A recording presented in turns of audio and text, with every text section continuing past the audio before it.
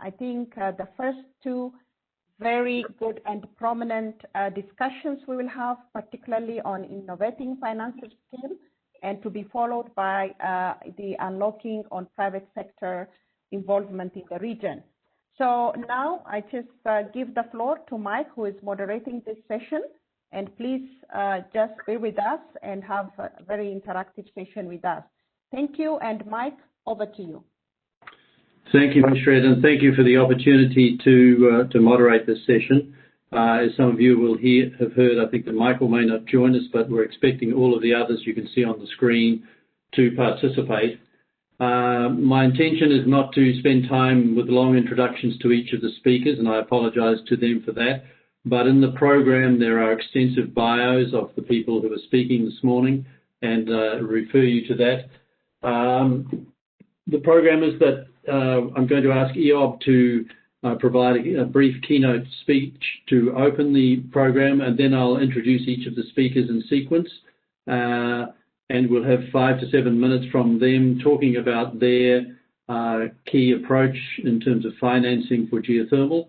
It may not be in Africa, it may be in other parts of the world, but to look at what we can bring, because as we know, geothermal is a complex development. It's long term. It has varying risks across the cycle.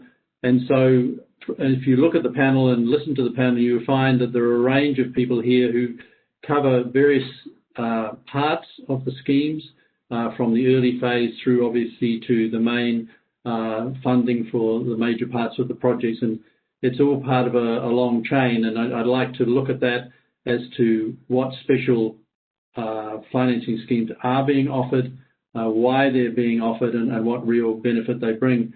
So Eob, perhaps you'd like to make your opening statement and set the scene as you see it in East Africa, please. Thank you. Ladies and gentlemen, nice to be back and reconnect with the geothermal family. With that, let me start about the innovative financing schemes in Africa. So first and foremost, where are we on the geothermal front? Kenya is in the lead with currently 23 megawatts of installed geothermal capacity.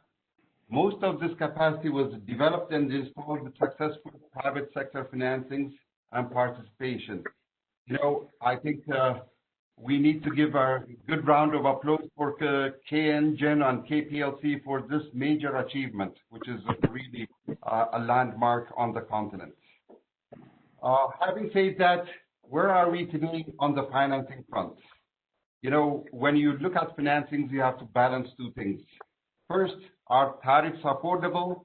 And two, are there acceptable risk-adjusted debt and equity returns? Because where, you know, equity participants will come in, take the risk developing the resource and want to put up the power, sell the power, and make an acceptable return to their capital. There's a cost of capital involved, and debt has to cover its cost of capital and earn some acceptable interest. So in the whole scheme of things, this is a balancing act that goes together. You know, assignment of risk, pricing of risk, and then, you know, accepting that balancing act.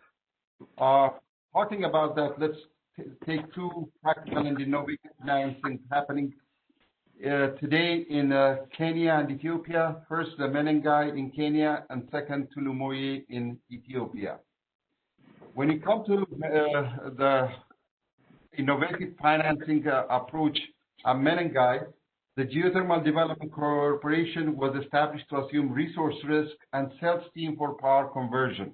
So basically, all the resource side risk is absorbed by the GDC, and GDC will sell power to a private developer who has to install the power conversion equipment and manage that, you know, running the power plant and sell electricity at an agreed upon tariff. There are pros and cons here. The pros, the de-risking of the resource is attractive to private developers. There is a price for steam to cover resource development costs, and there's a tariff for power conversion acceptable by private developers. So 3 35 megawatt facilities have been, you know, contracted out to 3 different parties. However, it's taken way too long in closing these transactions. TDB, the bank I work with, is part of the financing group for the QPA first 35 megawatts. We hope we can close the deal before year end. We've always saying we're closing it, but it's taken long. So what are the cons here? There were initial delays in resource confirmation, which caused a lot of confusion. It's taken a lot of time to properly align contractual structures between GDC's PISA and the developers' KPA and the PPA. There have been some conflicting regulatory interpretations surrounding land use under the forestry management for power generation, which added to the delays. And despite a very innovative financing mechanism, the long delays to reach financial close are negatively impacting the equity returns and causing deal fatigue. So, you know, in the world of finance, time kills deals. If these transactions take too long, there will be deal fatigue, there will be negative signals sent out to the market, the model is not working, and it will be a real shame not to succeed on this front. I think this is a very innovative financing, and we have to do all our very best to get these projects across the finish line and generate the power. I think once GDC succeeds to demonstrate these successful power plants, it can then replicate the model across other geothermal fields. Then on Tulu-Moye. So Tulu-Moye is a whole different one. It's a greenfield type approach where the government granted concessions for developers to develop the whole resource across the whole value chain. That's from early stage exploration through the confirmation drilling, resource confirmation, and then financial close and building the power plant. So this model, has been accepted by the private sector. I applaud parties like Meridiam who've come in and taken the equity risk to develop the resource and are currently undergoing drilling. So, and the private party is being assisted with funds from the Geothermal Risk Mitigation Facility, grants from DFIs enabling the developer to de-risk and define the resource. Hopefully the resource will be certified with the success of the plant first 3 wells, because, that's the critical, path in this value chain. If the resource is confirmed within budget and within the timeline, then there's ease in the financing, transactions that come thereafter. The PPA renegotiation has also allowed to reach an acceptable balance with returns and tariffs, so that's a good thing. The PPA has been signed. An implementation agreement with the government of Ethiopia is backing it, and I think the contracts are about to reach effectiveness, which is great news. So there are some issues surrounding legality as to whether the PPP law has to grant funders the PP and so forth, but I think those are minor issues in the whole scheme of things. So I think Kenya is clearly in the advance. It has a proven model. It has an innovative model, which it is testing. And Ethiopia has come across with the concessional model where the private sector will assume the risk and go for it. So what's happening in the larger scheme of power financing these days? Because of governments wanting to reduce tariffs, they're going the auction route. So they're coming with a pricing where they're coming with structures whereby they want firms to compete on tariffs based on a standardized PPA and standardized, contractual model.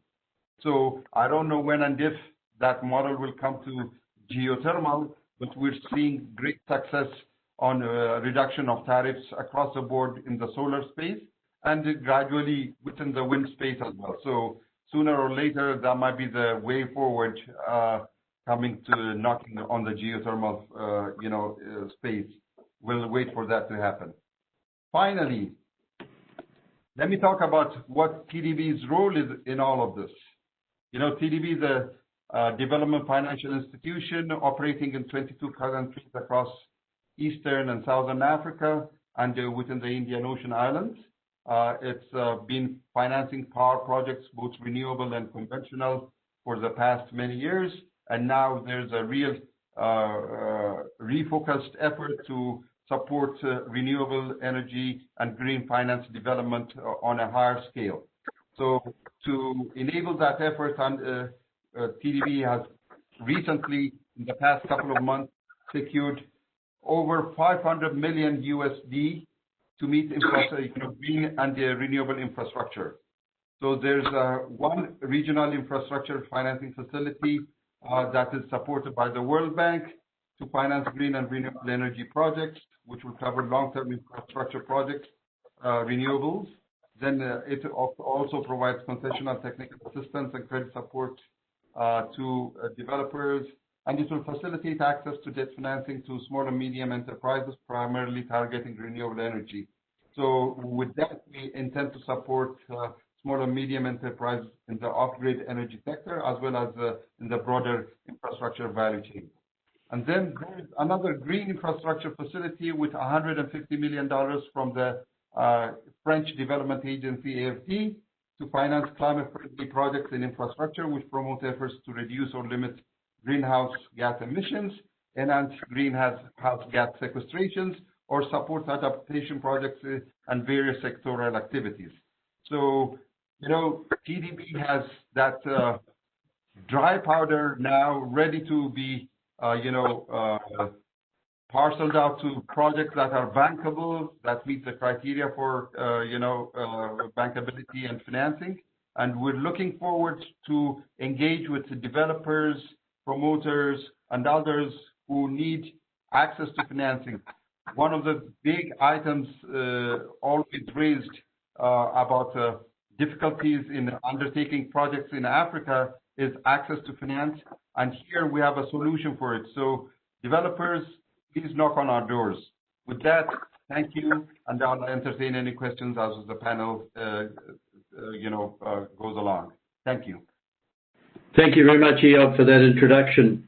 I'd like to keep going, given that we have relatively short time. And Ellen, with your connection to the World Bank and your experience in SMAP, obviously we're well aware of the World Bank's support for perhaps the major phase of developments, but you have some recent experience, I believe, in the early sort of risky areas of exploration, particularly in Indonesia. And I wonder if you could talk a little bit about that and that sort of risk mitigation model that you're pushing. Can you unmute, please? Sorry. Thank you. Yeah. Thank you, Mike, and thank you for the opportunity to participate at the Argeo. Since 2013, the bank has been shifting its focus from the upstream support to downstream support in geothermal projects. And today we support de-risking schemes in several countries. I would like to mention two risking schemes, two risking projects that we are currently, one is in progress and one is in the final stage of the implementation, which are in Turkey and Indonesia. Both of these schemes are supporting public and private companies which can apply for risk sharing for the explorational drilling. For both of these facilities also, we agree on a success rate before drilling is commenced.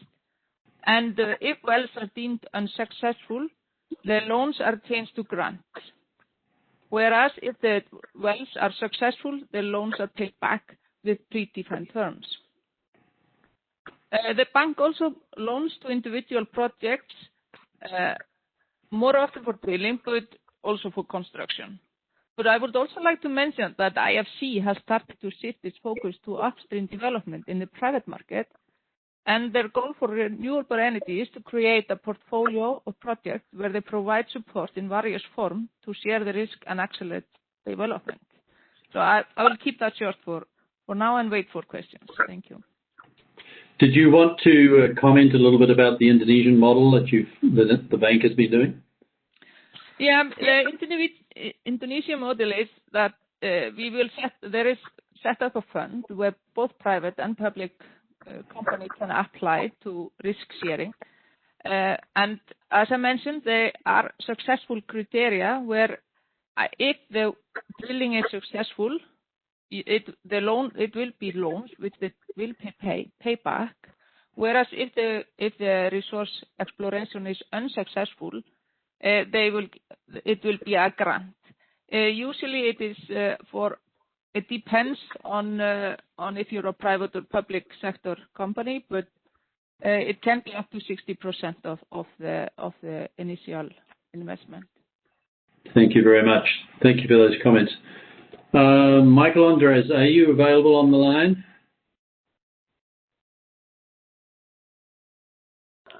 Yes, I'm here. Paul from ADB. Yeah. So I'd like to go down the list if I may. So Michael, are you available? Can you hear me? Yeah, Michael from KfW. Yeah, I'm available. Oh, okay. Please carry on. Thank you very much. Thank you that you're there. I think, Michael, a number of us are obviously aware of the GRMF, and obviously it overlaps with some of the things that Ellen has talked about.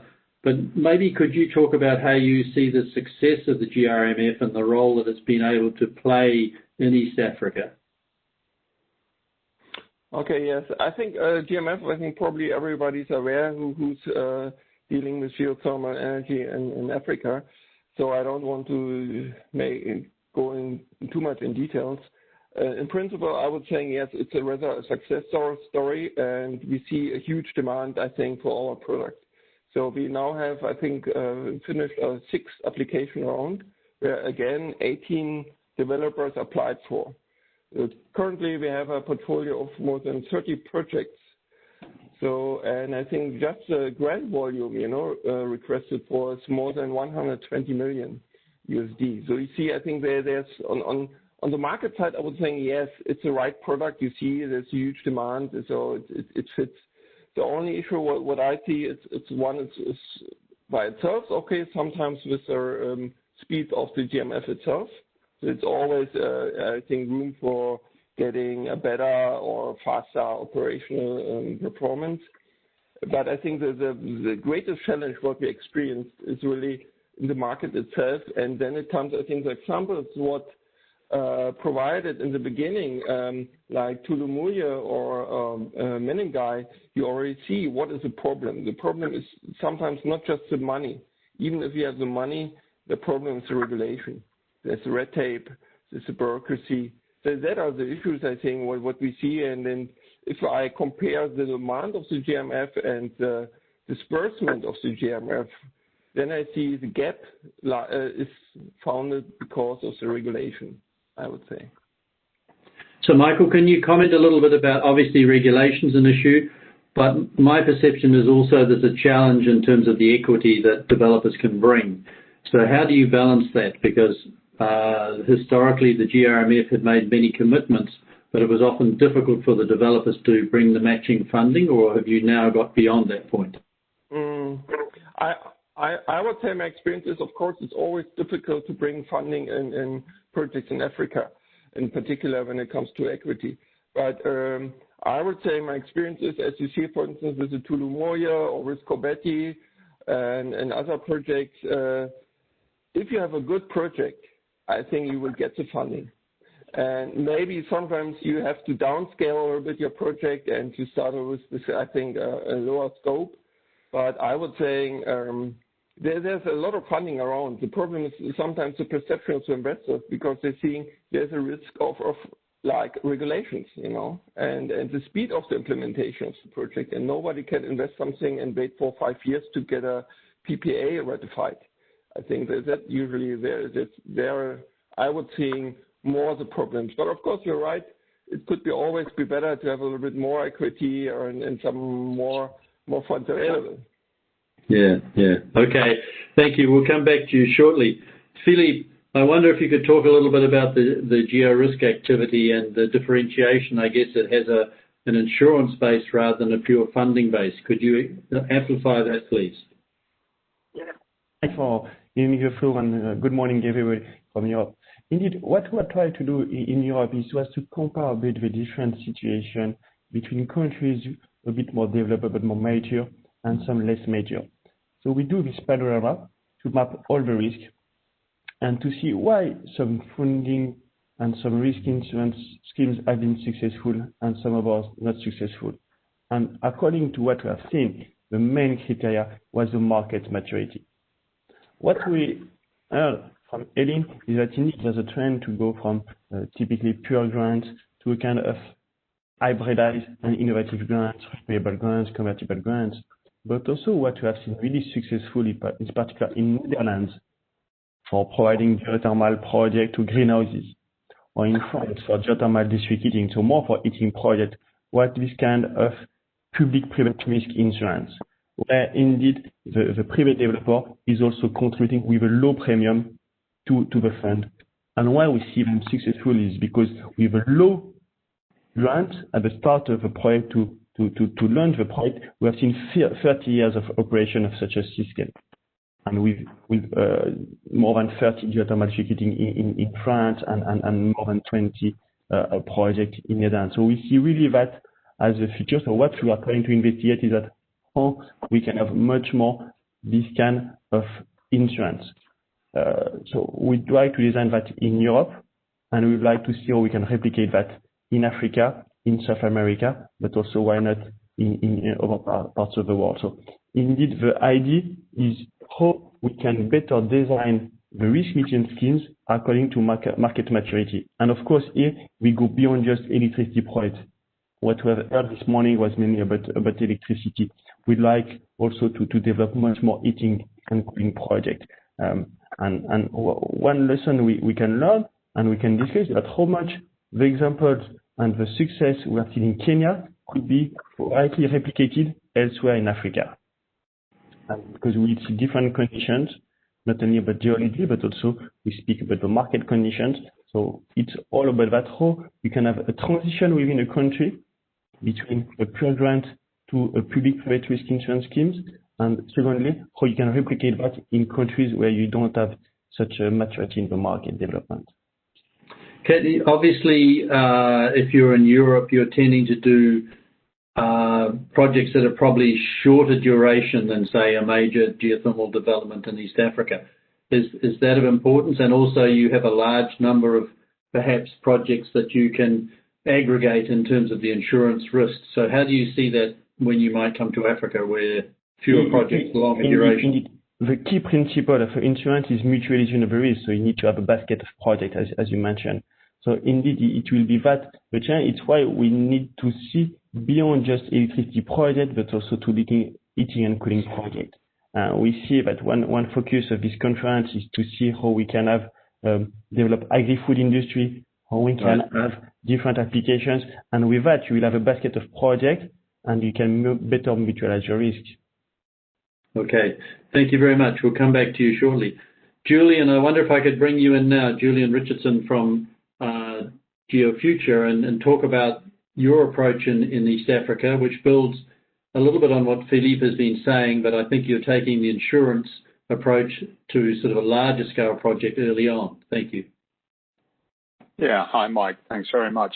Yeah, so we are insurance guys, and we are looking to bring insurance capital to East Africa and the geothermal sector there, and indeed into the wider geothermal sector.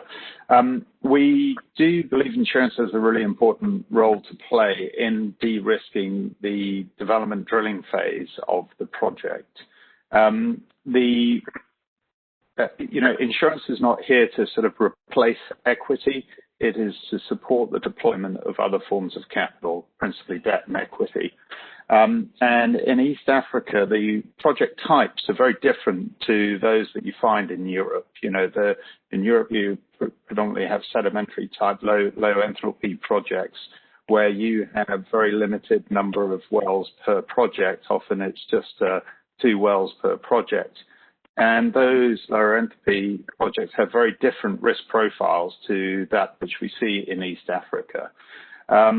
So whilst I agree with Philippe that insurance has a role to play and mutualization is a fundamental principle of insurance, actually what we're looking at is using the aggregate well output from a multiple development drilling wells. And that's a way you can then put a floor on the downside from an agreed drilling campaign, to support the equity investors. You know, equity typically sees breaking even as a and risk of significant capital impairment is fundamentally unacceptable.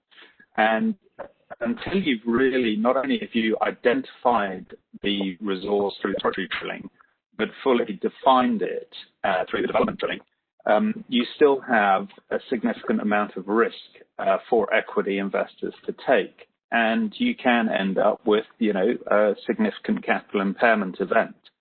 And that's where insurance has a role to play, because insurance's risk appetite is about those low probability, high impact events.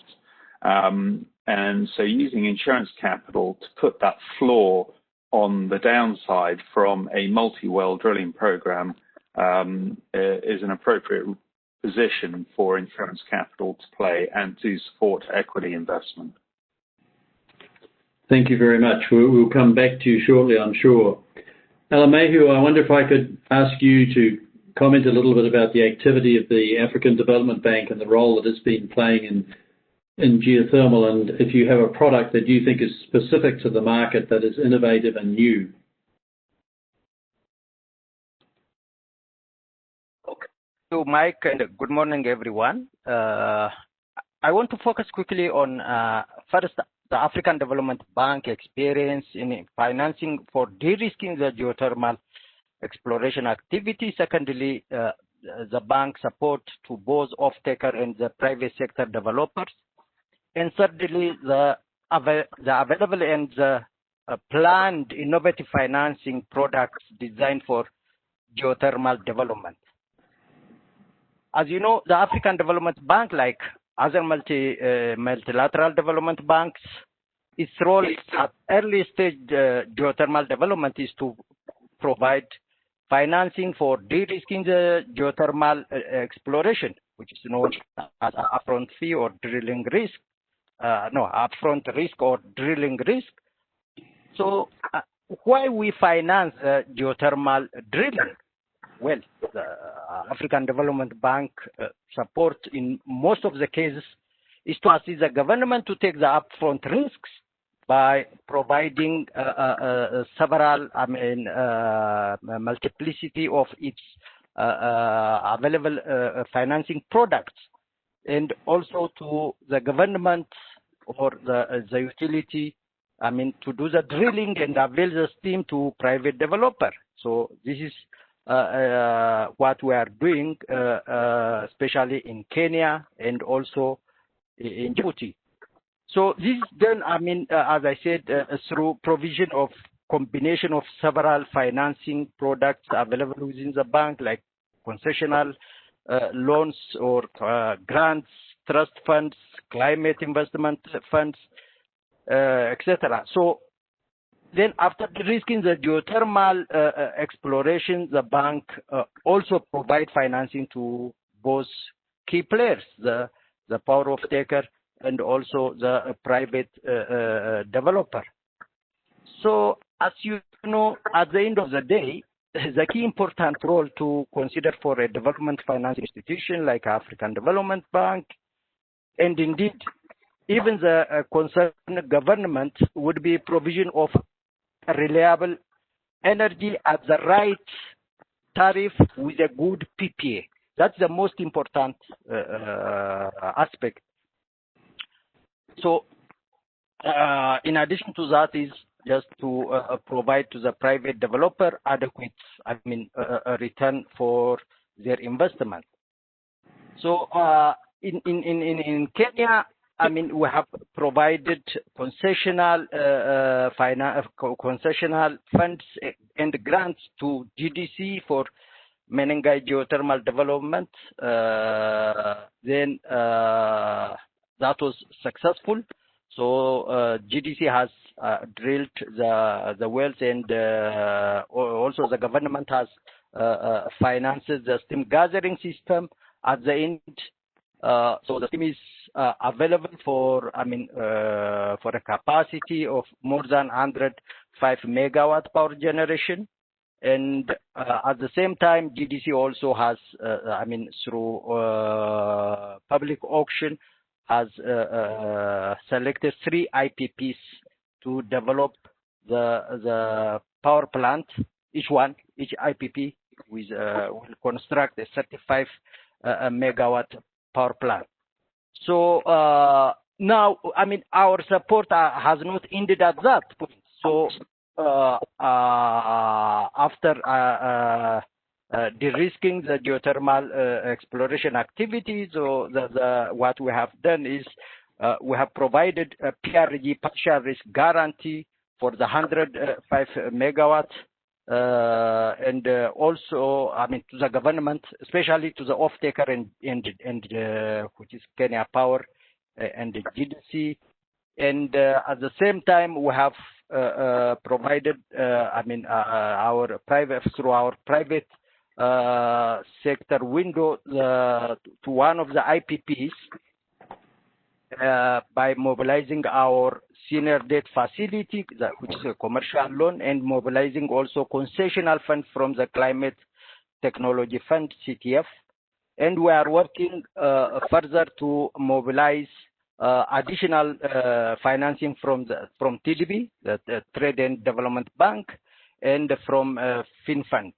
So this is just to support the first IPP in order to reach, to financial close. And we hope that the first IPP will start construction of the power plant in the coming months. And we are also working with the other 2 IPPs to finance, and also all the IPPs really at the end to construct each of them the 35 megawatt power plant, and to have in total the 105 megawatt at Menengai.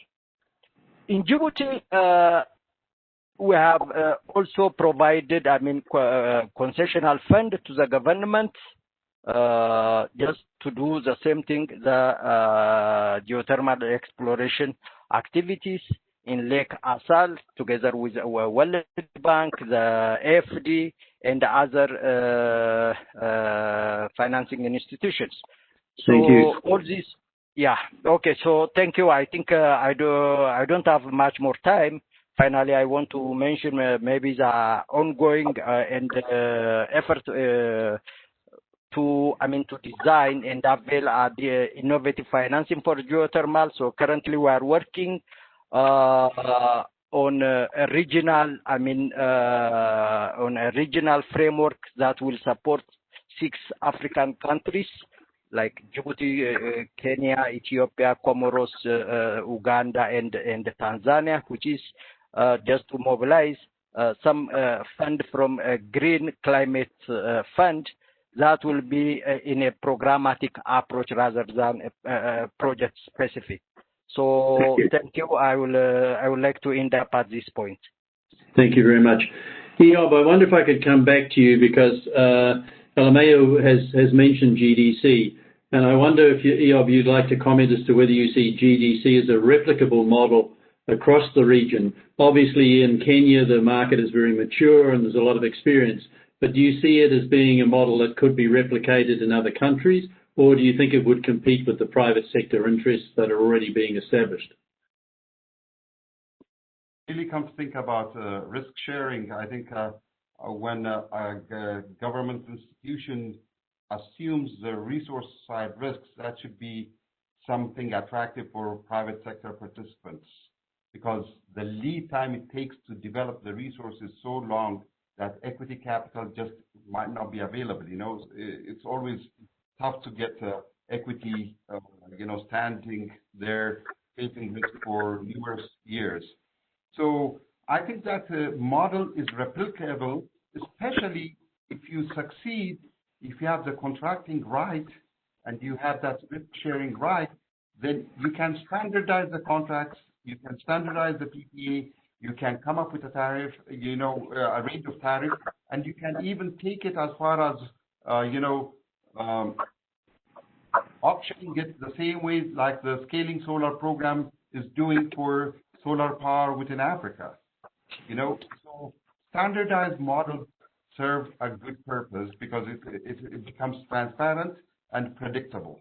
So you remove some layer of uncertainty, which is always a big factor and hard to price.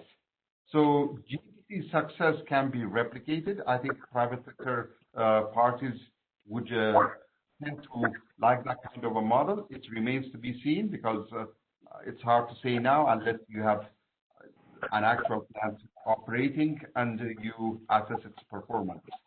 Thank you. So let's all work for the results to happen. Julian, would you have a comment as to how you see the GDC model and how that fits in terms of the insurable risks and the involvement of the private sector on a broader basis?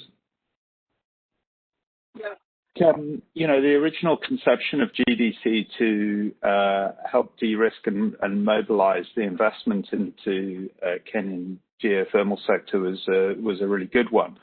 But I have to question, why the government would want to take all that risk, because ultimately GDC is a government company, government organization.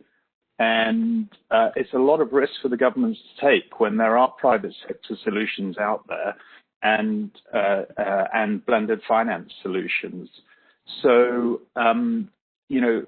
it's really very much up to the government and the GDC to decide where they want to sit in the risk profile.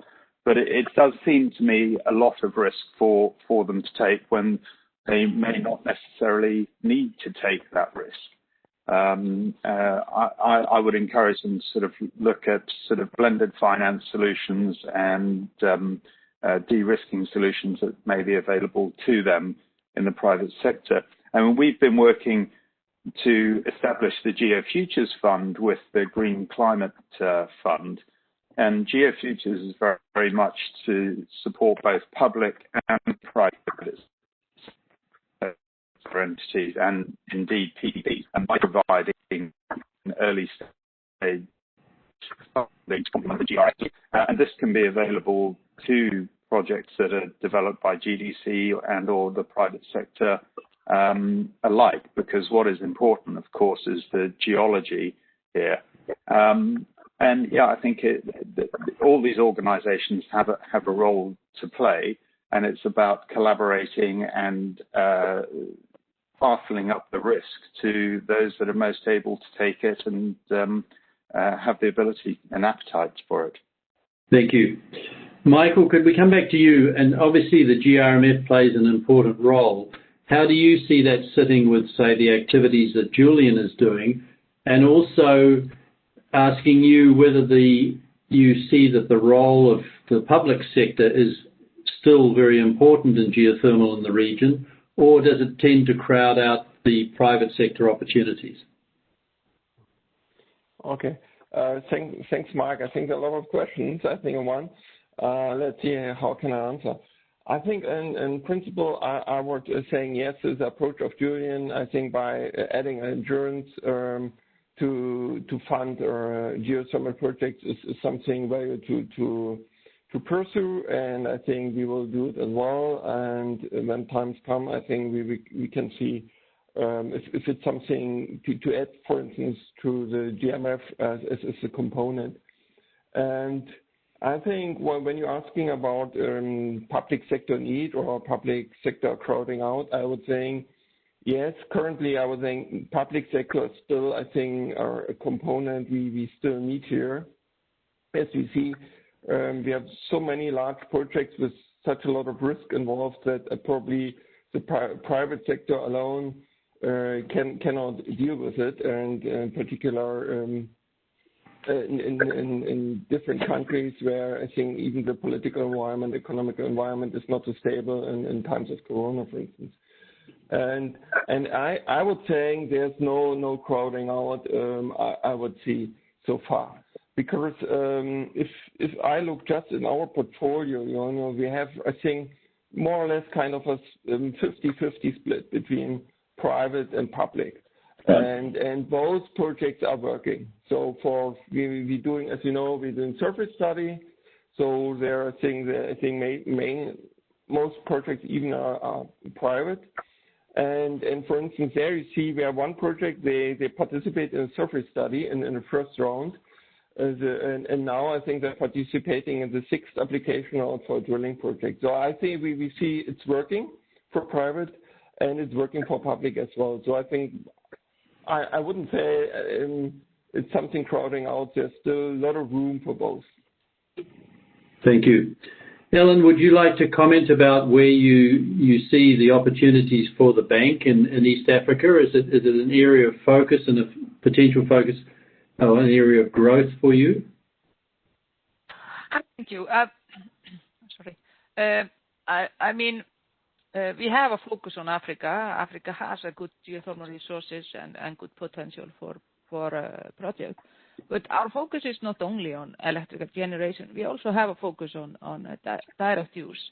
And even though, as has been mentioned, the schemes that are currently in operation, they are also, like GRMF, as I believe, also support direct use. So there is an increased focus on direct use. And I also see that as potential, especially for job creation and food sustainability in these regions.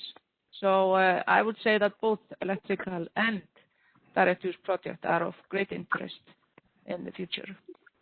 Yeah, that's obviously a key area that's been a growing area of interest globally. In terms of direct use, do you see that it fits well with the sort of financing that we've been looking for in the deeper, larger geothermal projects, or is it going to involve different funding? I mean, we also are trying to implement projects that do both at the same time. So you have electrical generation and then you have a downstream direct use. But I can see that you more or less require the same. Even though, like Philip came into and Julian, that you need less wells maybe for direct use, you still need to drill. So you need also the risk sharing in the beginning. Right, thank you. Michael, do you have a comment you'd like to make around direct use? Yes, absolutely right. Thanks, Alan. I think I would just to add, I think to Ellen that yes, direct use is a really, really important issue, and we have a lot of applications, GMF for direct use, but so far we couldn't absorb it because it's usually not in our portfolio. But now I think we will, just to inform you that I think we're working on it, and I think there's a good chance that at the beginning of next year we can even fund direct use projects. That's all I would like to comment. So, Philippe, is this something that you might be able to assist in, bringing in experience from Europe? Yeah, indeed. I think it was right what Ellen was mentioning. What we're discussing with PowerPoint is multi-wells. So in completely different approach, when you have only a doublet, you need to completely de-risk your project because you will not be able to recover profit away. So what we are looking at also in this transfer from a fully pure grant public covering 100% of the risk, how much the private sector will be able and will be willing to cover part of the risk. So what we are looking at also is that how much from the success is a private developer able to participate. And what we are looking at in a risk insurance is not to cover 100%, but we look at coverage of 80 to 90% of the total project risk. And with that also what we look at in the transition from pure grants to what Julian was mentioning, a private risk insurance is a transition also to a public-private risk insurance. Why? Because you will need to start with low premium. If you want to have a multiplication of projects, you need to have low premium, and in Europe what we are looking at is 3 to 7%. Because if it's too high, you will not have enough projects in your basket and you will not have this principle of a mitigation of the risk. So this is two principles. One is that you have a partial coverage. It's not a 100% coverage. We speak 80, 90, but it's for Europe. So let's look at in Africa what will be the right coverage of the total project risk. And the low premium is another key factor for starting to launch the mitigation of the risk. And later, what we see is indeed to go to public-private risk insurance to purely private risk insurance when the market is more mature. Thank you very much, Philippe. Michael, can I come back to you because you have obviously strong regional experience through the GRMF. As a somewhat of an outsider, well, I started in Kenya in 1978, so I have a background of East Africa. What I hear is 5, not different views, but a mix of views and a mix of opportunities. Is there any mechanism, do you guys sit in a room together and ever talk about what you're all doing and where you might all add to pieces of the puzzle?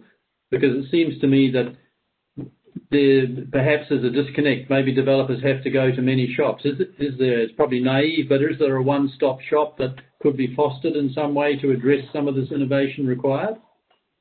Yeah, I think that this kind of question usually approached, I think, in every kind of sector after, I think, more than one facilities are on the market. To be honest, I don't see it as an issue currently, in particular in Eastern Africa. I think besides the GMF, I don't see really any big major funding facilities which we should really integrate. The only issue what I really see is you need transparency. That's absolutely right. I think that's a right point from your side, that developers should know which programs are available, where to apply, and what are the conditions for. But I think after that, probably it will be bringing too much coordination efforts about any kind of facilities. And secondly, even if you can coordinate, then usually different donors, different owners of facilities have different approaches, and then sometimes it becomes, I think, not really operational anymore. So I see it, I think, when it comes, for instance, with the project preparation facilities. We have huge number of project preparation facilities in Africa and a lot of kind of competition, but on the other side, all the donors have different approaches and see it in a different way. And so I would think it's not a core issue for geothermal development in Eastern Africa to have a one-stop shop. And as you see, for instance, I just want to raise an example of Tulumoya. You know, Tulumoya, I think you say it's a success story, it's right. And you see they have a lot of different donors. You have the AFDB inside, you know, you have the GMF inside, you have the EIB inside, and even the DG, you know, the German private development funding organization is involved in this one. So I think if you have good projects on private, it's always no problem. And even for public, I think it's even easier. So I would say we should be more transparent, but I don't see a big issue currently to have a one-stop shop. Okay. Yeah, I guess it was more at least to talk to each other, and I'm sure that happens amongst donors, but sometimes, you know, from the outside looking in, you see some replication. I think the next session will be very interesting, and I'm sure Magnus would have some very strong opinions about the funding and what's available, so look forward to hearing from him in the next session. Meseret, do you want to open the floor for any specific questions from the floor? Thank you, Mike, to have maybe a couple of questions, and also the panelists will be very short and give the key messages. Over to you. Thank you, Mike. So how can we get questions from the floor? I need some help. Does Ryan manage that? I can help. We can entertain a couple of questions. So please raise your hand or just send us through chat. So meanwhile, Mike, maybe there are our panelists, if they have some key points to share with us. Maybe we can... Yeah. So maybe we go back round the panelists. We only have a few more minutes left, but Alameo, in terms of the discussion, would you have a few key pointers as to where you see the innovation needs to come from going forward in the next, say, 4 to 5 years? How are we going to drive harder on what we're doing? Okay, thank you, Mike. I think you see, maybe like in the past, I mean, a few years, so the government, the utilities, and also the private sector in this region, they have put their eyes really to develop the geothermal. So that is really encouraging, and also all the financiers, really, including the private sector, we have to work very hard and hand in hand, really, to develop the geothermal sector. That's the most important. And also the other really underlying factor is the reform which is ongoing in the region, okay? And also the donors and the financiers really now they are supporting the region, the countries. So, and also the government is really committed to support the utilities, okay? Yes.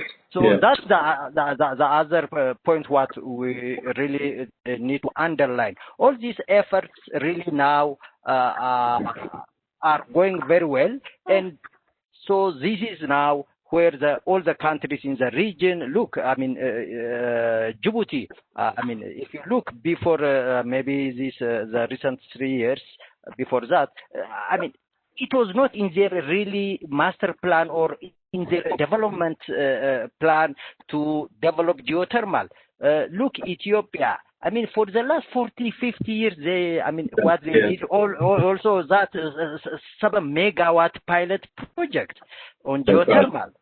So now really the sector is booming on this geothermal development.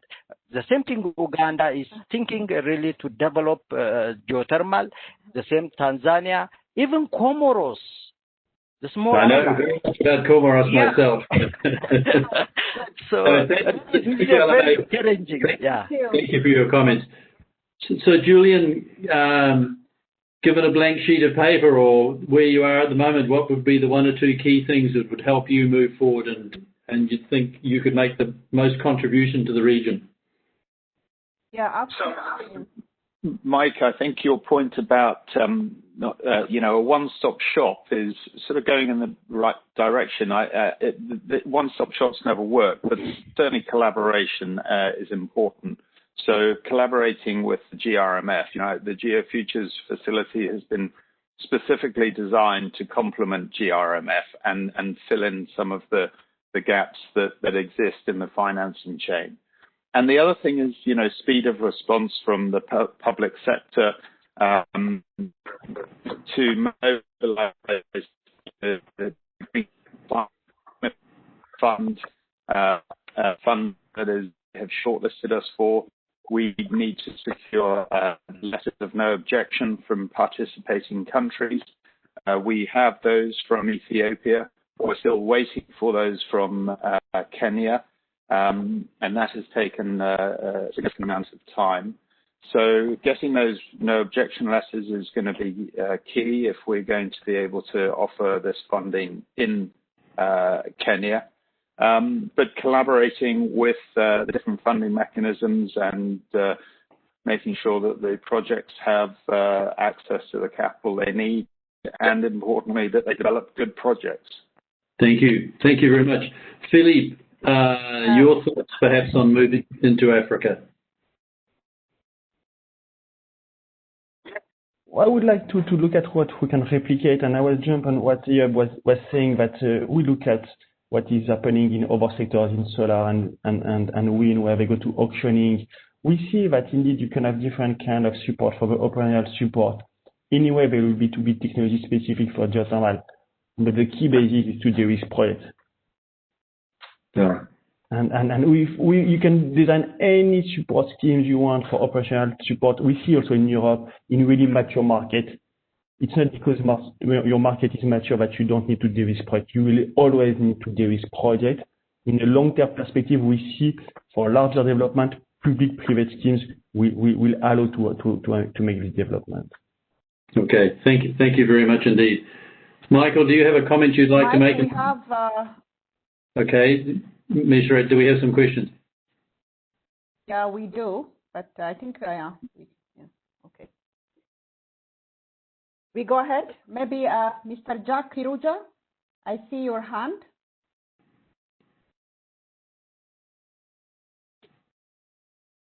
Jack? Can you hear me? Yes, go ahead. Yes, we do. Yeah, so thank you very much, Mike, and all the panelists for this very informative session. My question is regarding whether you think there are some financing schemes that can be developed that would be suitable for countries that have a very small electricity market. For example, the small island developing states. Are there any financing schemes that you think would be more suitable for this kind of market? Thank you. Anyone on the panel who would like to comment on that? Ellen, do you have a comment? I mean, the bank is currently supporting geothermal projects both in St. Lucia and Dominica.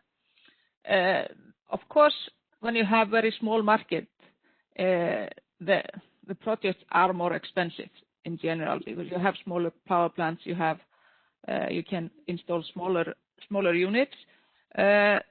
So there is available funding, both grants in some cases and loans, and which can be implemented. But I think also, I mean, if you are in Africa, then ERMF is also a stuff that is available for funding of small. I don't think it's matter if they are small or big. I think if you are a private sector, it's usually is it economically viable. Thank you. Thank you, and I hope that answers your question. Go ahead. I would add that we're supporting a project on a small island state. You know, the economics are less attractive than big projects in East Africa potentially, but they're still more attractive than the current options that a lot of these small island states have. A lot of it is diesel fuel that is shipped in, which is very expensive and very polluting when used, and of course it creates other problems as well. So geothermal in these small island states is very much an option. Thank you very much. Ms. Red, I think that's probably taken up our time. And you've got another program right behind. So maybe just for me to thank all of the panelists for the contribution. I think it was a useful discussion. We've covered a number of areas, and I hope it's constructive, and I'm sure that it will slot nicely into your next panel. And so thanks again, Mishred, for the opportunity to join you, and I hope that was of use to you all. Thank you. Thank you, Alan, and all the panelists. I think this was really a very dynamic and interactive session. And really, I think we have this business-to-business platform. Those of you who really want to ask more questions, I think get more information from these distinguished panelists, including the moderator. Kindly just tell us what time you will be available. We can make the arrangement online, and you can get more information from KfW, ADB, Joe Feature, Risk, World Bank, and TDB as well. Thanking you all, I think, for this interactive session, both participants. Now we'll move to another interesting topic, which is somehow related to the first one, and it is on unlocking the contribution of private sector players and developers in the region. In a similar way, we have very distinguished panelists here, even the moderator. So I think while you we are transferring to others, I think I call upon the Tim Jackson, who is our moderator, I think to put on his camera and to be there. We have Magnus, I think from Reykjavik Geothermal. He is our keynote speaker. He will set the scene and tell us his vast experience on these private sector players, particularly in our region. We have Peter Vivian and others. I think all the panelists, they will be introduced by Tim Jackson. Over to you, Tim. Welcome to this AID Africa Reef Geothermal Conference, and we thank you all for being here with us. Over to you. Thank you, Ms. Red. I'd like to welcome everyone to the plenary session 3 on unlocking the contribution of private sector developers. I'm head of engineering, health and safety at Infraco Africa, and I've been working with private sector developers on geothermal in Africa for 10 years now. At Infraco Africa, We're funded by the governments of UK, Netherlands and Switzerland to help companies develop private sector infrastructure in order to alleviate poverty and aid development. And we understand the risk of early stage project development and provide patient capital and access to technical and commercial support to help the developers. From our work with the private sector, I can say that developers, investors and lenders are ready and willing to develop geothermal capacity. However, in order to attract finance to the sector, developers need to work with the governments to create the right regulatory investment environments. This issue can be as much a challenge for potential investors as geothermal risk, as I'm sure we'll hear from our esteemed panelists. We're quite a tight schedule. We've got 10 minutes or so for the keynote speaker and then 5 minutes or so for each of the other panelists. I'll start off by introducing Magnus, our keynote speaker. He's the co-founder and chief investment officer at Reykjavik Geothermal. He's been responsible for Argeo's development activities in Africa since the company's founding, including the development of the twin Korbeti and Tulamoy projects in Ethiopia. He's also responsible for Argeo's financing investment activities around the world. In addition to serving on the board of Argeo, Magnus is also a board member of Korbeti Geothermal. Magnus, would you please give us your presentation? Tim, thank you very much. For the sake of time, maybe we have put the bios and all from the panelists. Maybe I think we'll ask all participants to look at the important information that we shared. So Magnus, you want to share us to share your presentation, or you will share it from your end? Thank you, Tim. Yeah.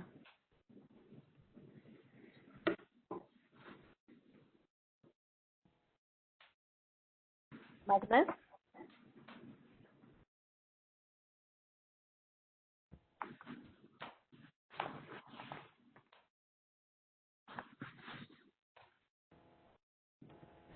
I can see Magnus is there.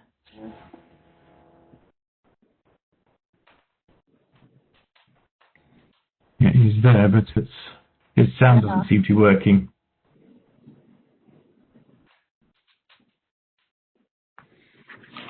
I think we can put on the presentation from our end, maybe. Yeah.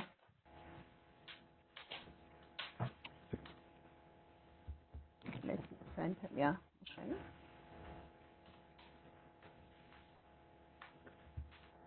Yeah, he's sharing.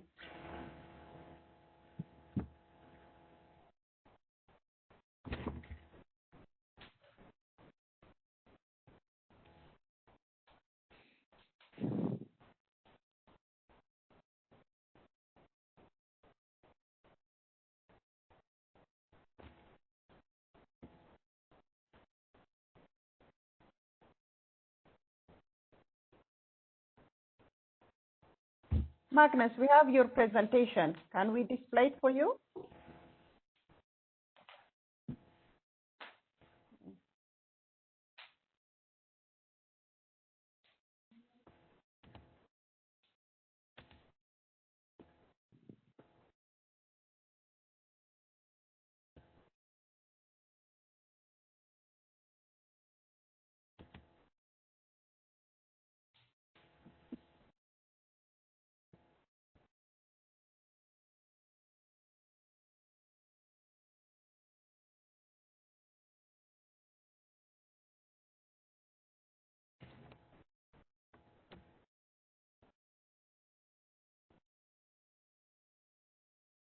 Magnus, have you fixed your microphone?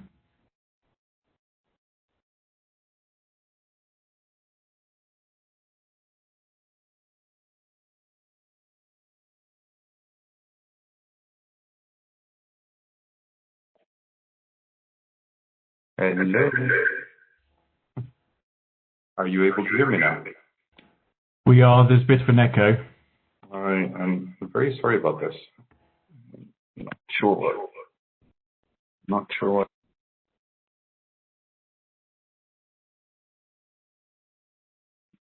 Can you hear me now? That's better. Magnus? Okay. your presentation from here? We can do that. I Go ahead, Ryan.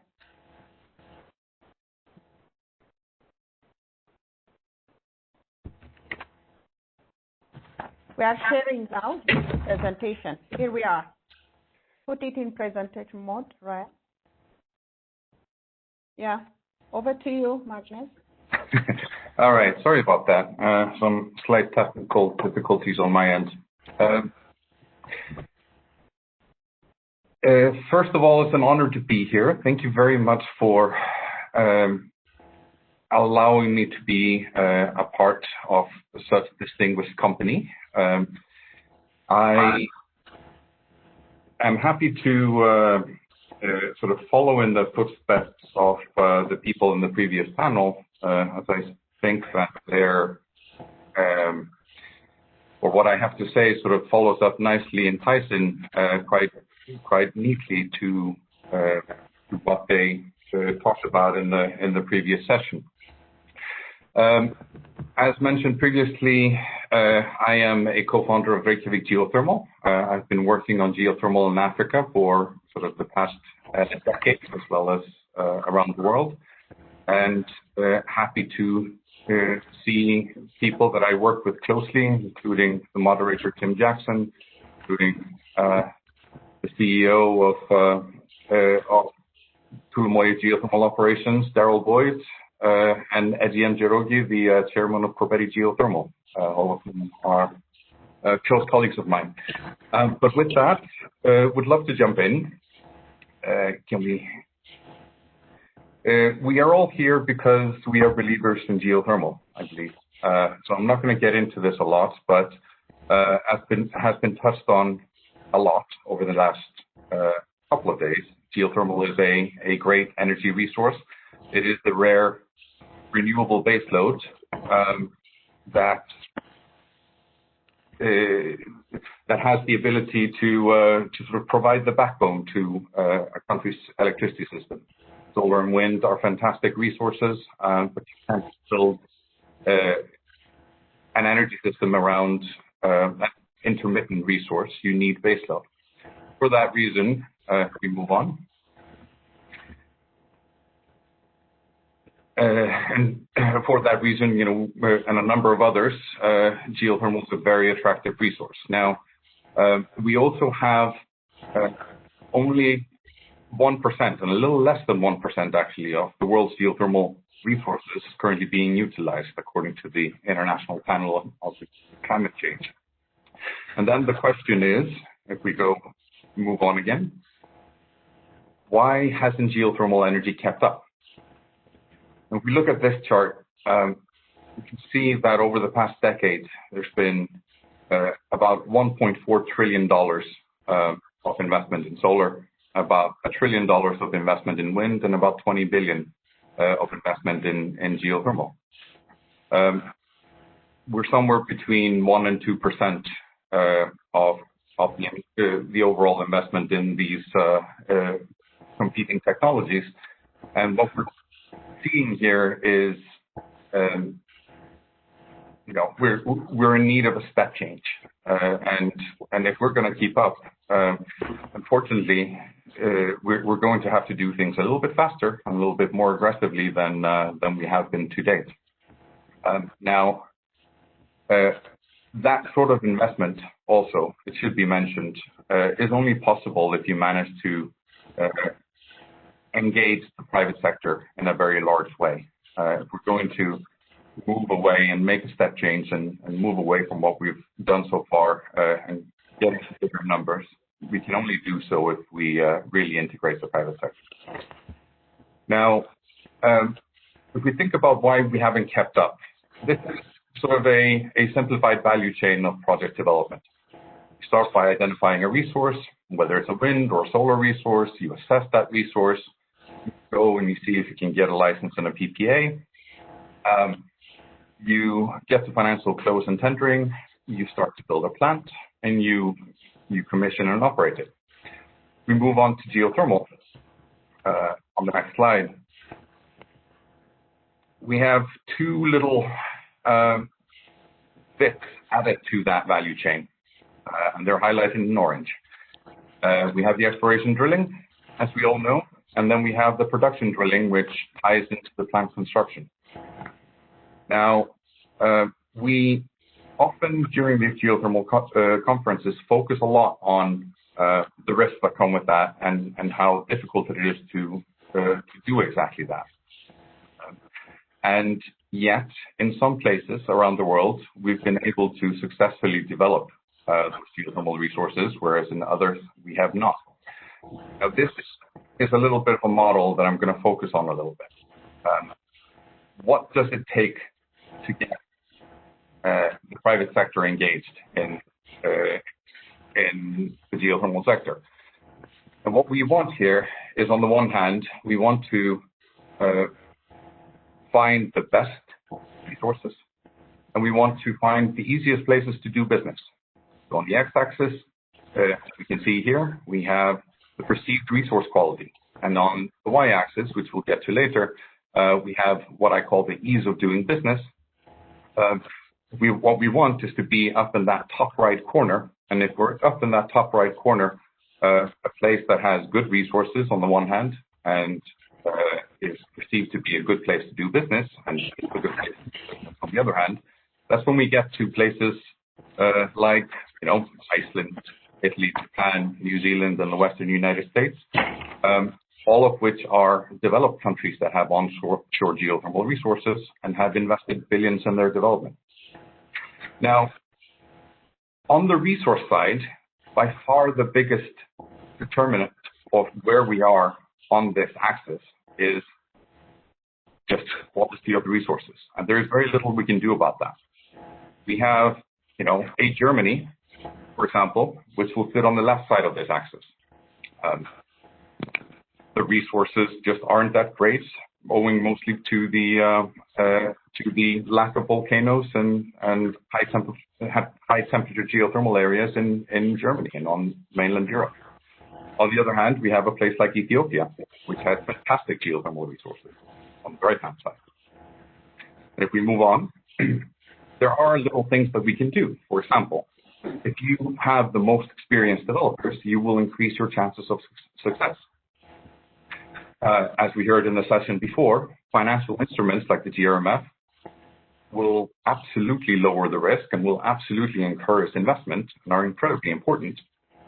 But neither of those things, neither having a team like mine with some of the best geothermal developers in the world, nor the best financial instruments, will change the quality of the resources. Those are fixed. So if we focus too much on that, we may be missing out. We move on one more phase. We can see here that the chances of success in exploration, the dark orange column on this chart is the exploration column. Now, this is from the IFC report, which cataloged over 70% of all geothermal wells developed anywhere in the world. If we move on one more slide, please. What we can see here is that the chances of success in geothermal exploration have increased over time from maybe 40% and up to about 85%. And if we keep moving along, we're going to move quickly because there's quite a few slides, but I want to go through them extremely quickly. Here we can see that, yes, there is a little bit of uncertainty what will come out of each well. There's a high distribution on how many megawatts come out of each well, and this is taking all geothermal wells in their database going back to the 1950s. So the mode here is around 3 megawatts, but the average, once you factor in the good wells and the less successful wells, is actually pretty steady. On a portfolio basis, the output is steady, and the average in the IFC database, covering 7% of all geothermal wells around the world, is around 7 megawatts, a little over 7 megawatts.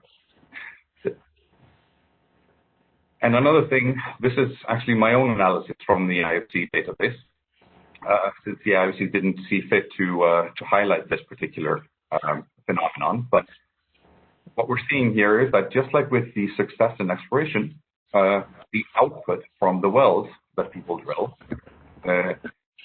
is increasing over time. Now, we are mostly interested in the best geologies, what is called in the IFC database, that young volcanism resources. And they started with about 4 megawatts on average until 1975. And then in the high temperature areas, so the best ones, the ones that we like to focus on, like in Ethiopia and in Kenya and in the region further afield, it was actually even then 5 megawatts per well. From 1976 to 1995, it went up to 6.8. And after 1995, it's actually gone up to 10.6 on average per megawatt.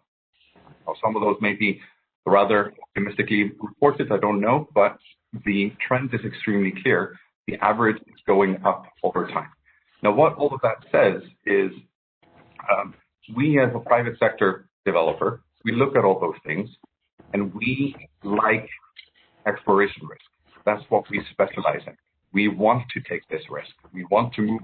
We want to invest in geothermal resources. We want to invest in the best ones, and we're not afraid of it. It doesn't keep us up at night in areas like in Ethiopia. Now, can we go back one, please? Thank you. What does keep us up at night is, on the other hand, like how easy is it to do business in a market? What is the market risk?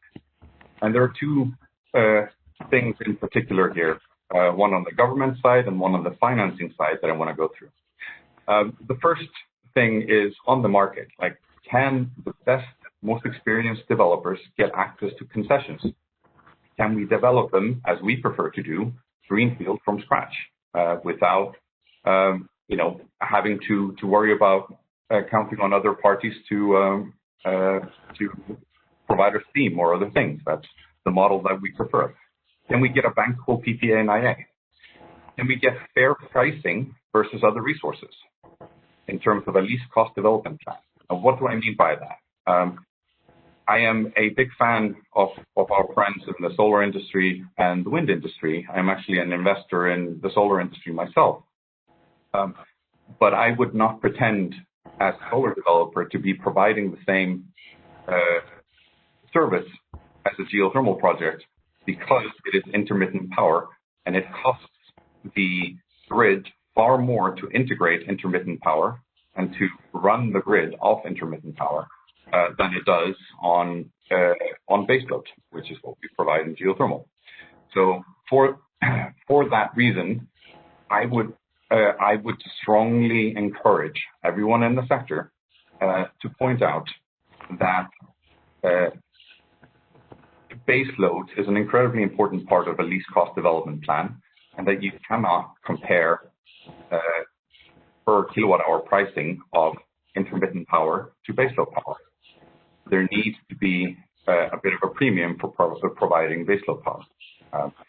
You need a clear regulatory environment, and that has, for example, cost us or been what we spent most of the last 10 years doing in Ethiopia, for example, to make sure that we had an environment where we could move on and develop our projects.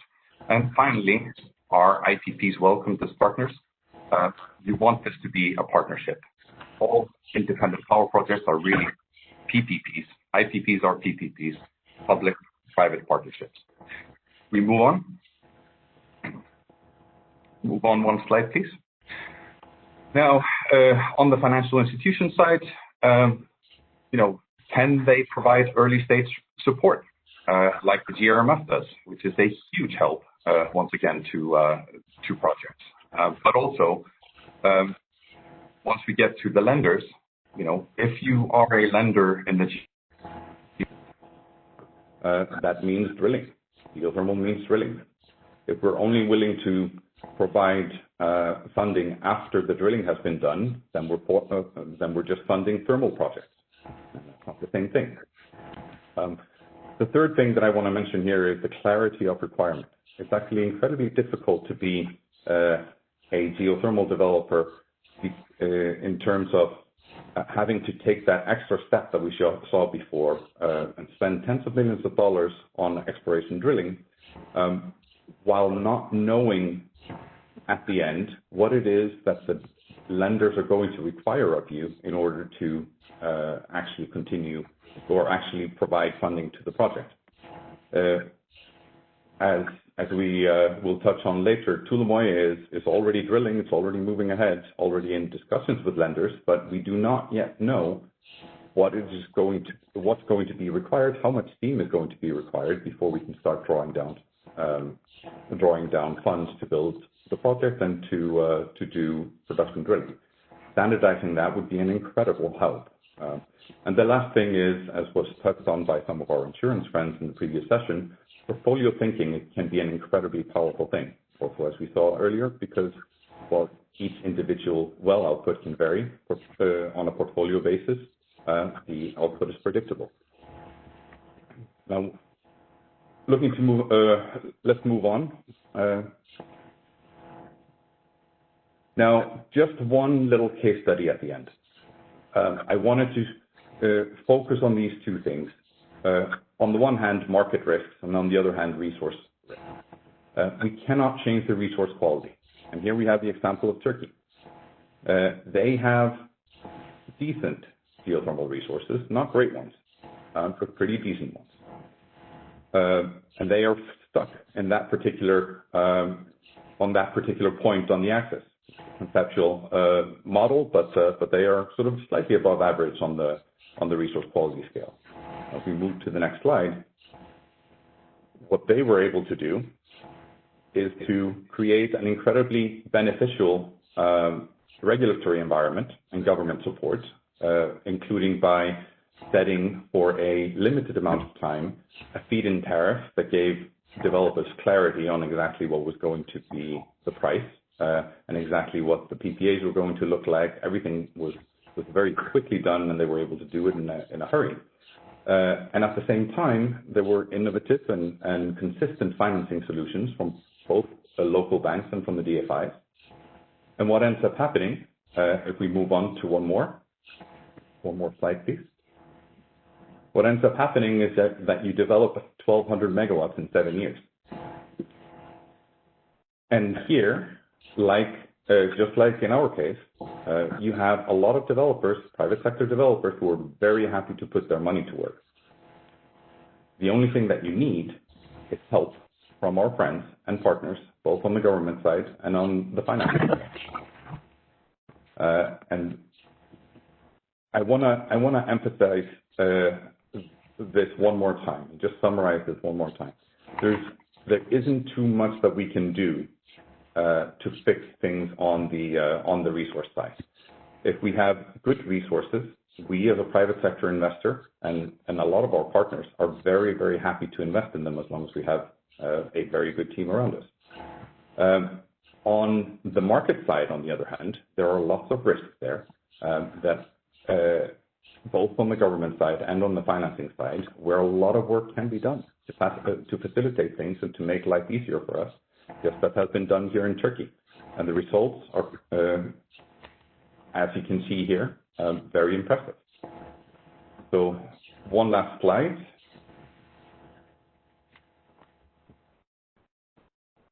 Just quickly takeaways.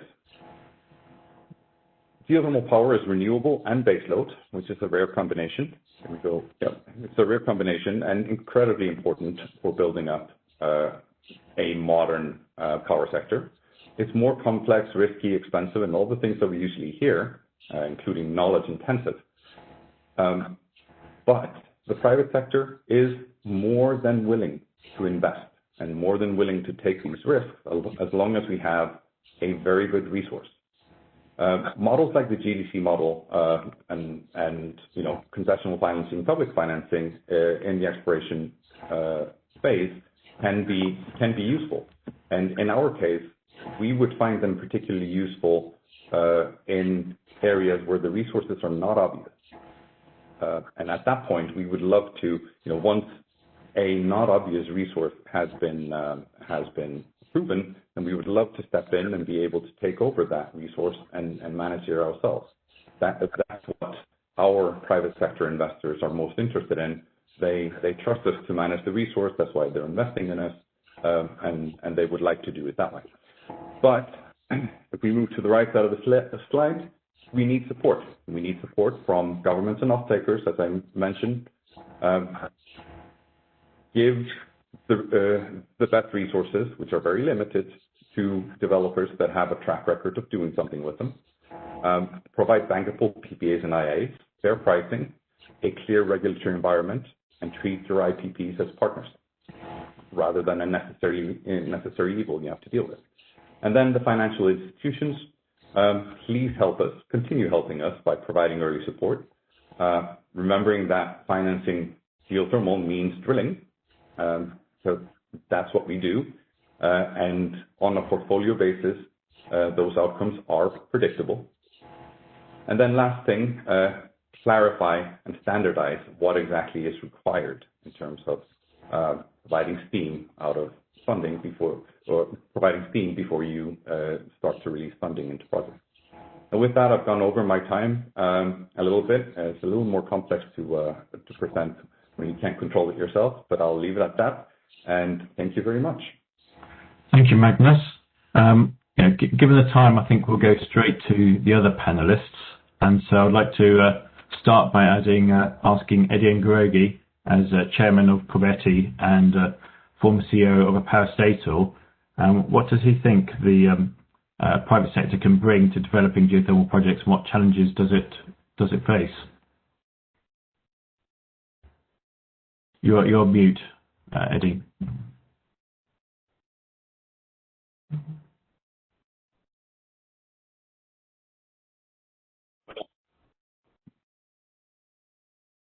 Can hear you now, but not see you. You can hear me, yes. Great. Thank you very much, team, and thank you, Mesret, for organizing this. I'll take over from where Magnus just said in terms of, yes, the private sector is very keen to participate in geothermal, both in the generation and also even in the alternative usage. But as Magnus has said, there are several things that need to happen. And one of them is to have a proper regulatory regime. The power sector reforms that has been ongoing in various countries needs to be there. And specifically when I talk about Covetti, Ethiopia, just to tell you some of the things that we have had to work with and to see them happen before we could this is obviously perhaps the first IPP in Ethiopia, and therefore we have gone through the process of getting EPP themselves understand what a PPA is. We have had the geothermal law itself, and we have had the regulations themselves adopted. We had to get the implementation agreement approved by the National Assembly. So there has been a lot of regulatory things that have been done to ensure that we as private sector are comfortable to be able to come. There are a few things that Magnus has touched on. And those are issues, for instance, the strength of the offtake. For the private sector to get involved in geothermal, they need to be reassured that, yes, the off-taker will be able, obviously, it's a commercial risk of payment from the off-taker. One of the things that we found, obviously, with EEP were arguing that they have too much energy in the on the grid right now, and that they would want to get the government to backstop. So one of the things they had to do is even scale down the. So the off-taker is very, very important for the private sector, and we had to make the decision, yes, we can't scale down the project so that the off-taker himself is comfortable. One major issue that, again, Magnus talked about and which I want to touch on briefly is the whole issue of the return for the investor. Private sector investors obviously want a return. And what is happening across most of the African countries now is, of course, solar has taken over as a new thing, as a lot of people who are going into solar. But you cannot compare geothermal with solar. And we need to get the policymakers to understand that yes, you may be talking about 5 US cents for solar, but that's not what you should be looking for in geothermal. There needs to be a bit more education for the policymakers to understand about the return. And because this is long-term development, it's not short-term like solar, and therefore you do need to have a better return. The other bit, and please stop me when you feel that I should stop. I could speak for the whole day, but I don't want to take time for the others. So just stop me when you feel I've spoken enough. The other bit, which is maybe just 1 more minute, if you don't mind. Okay. The other bit, which is always tricky, is obviously the convertibility of currencies. For an investor, you want to have a return on the currency that you are investing. In a few countries, or in a lot of countries, you would be paid in a local currency, and there needs to be a mechanism for that. So, and that's one of the things that the private sector would really be looking at.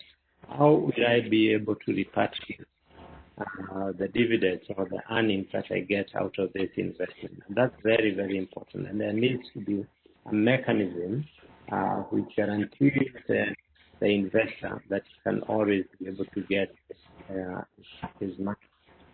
I'll stop there for now, but I'm ready for others. Thank you, Tim. Thank you very much, Eddie. Now, can I go to Dale Boyd, CEO of Tulumoye, and ask, how do you think the private sector, or how you've been able to develop the sector with private sector funding?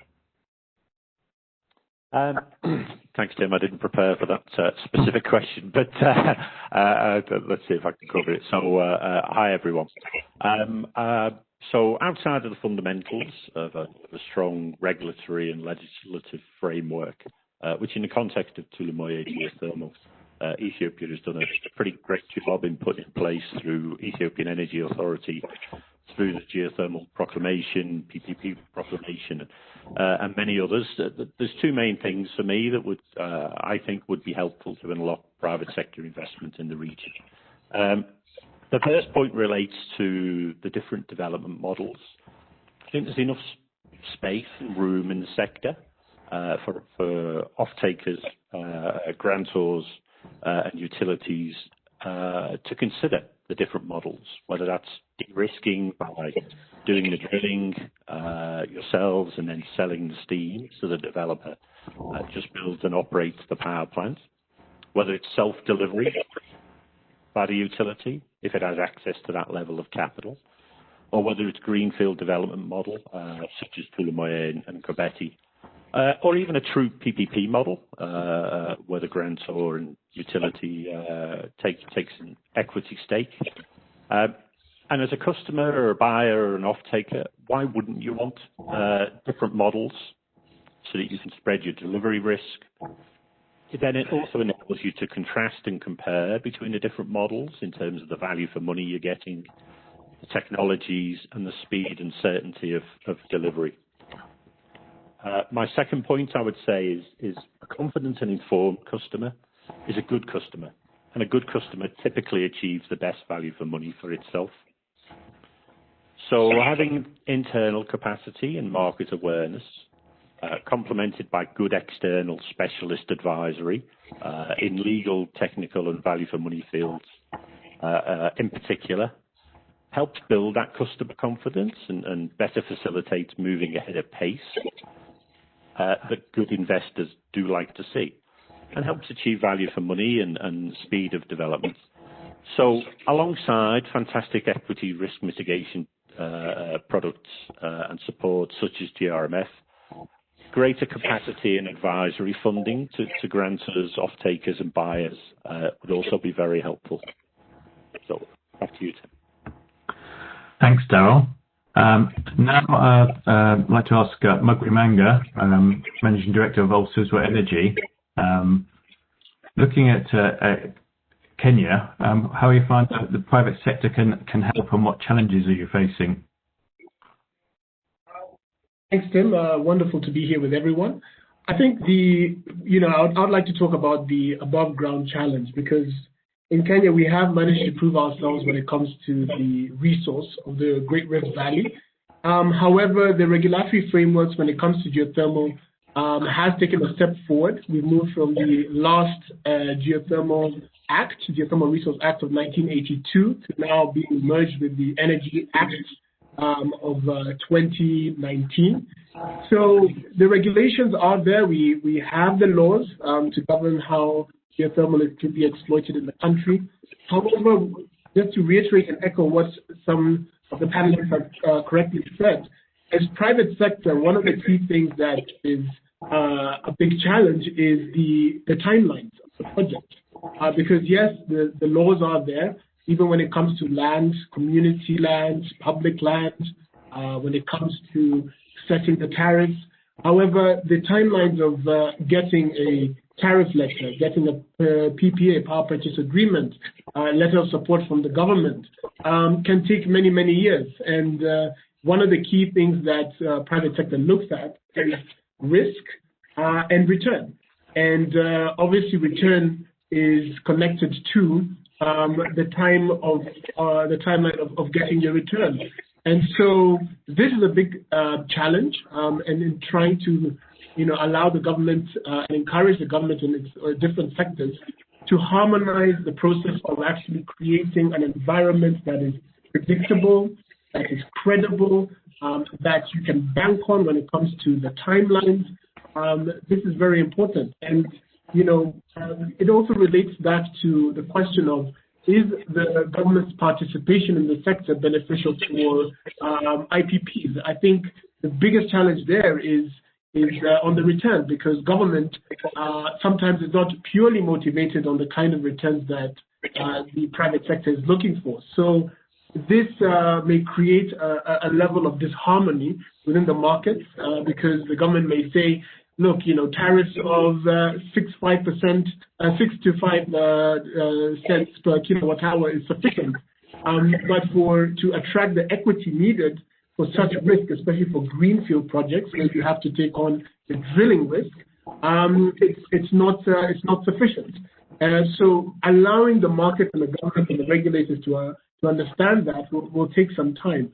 However, with private sector, we are moving in the right direction at also, so we've managed to jump through most of the hoops. We're going towards drilling now, and it will be interesting to see what the outcome would be, because it would be actually one of the first greenfield projects to be developed by the private sector. So we're excited, and I think Kenya is setting up to be a great place for private sector investment in geothermal.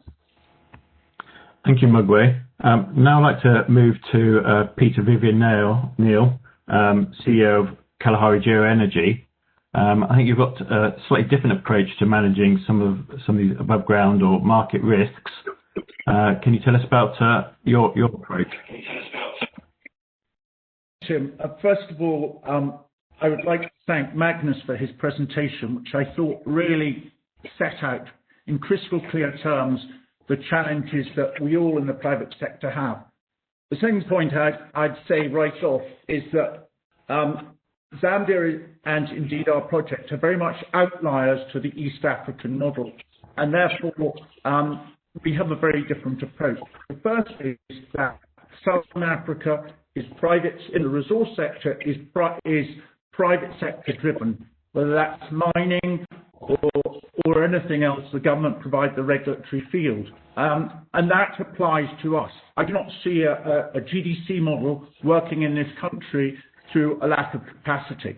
And as Magnus says, this is knowledge intensive.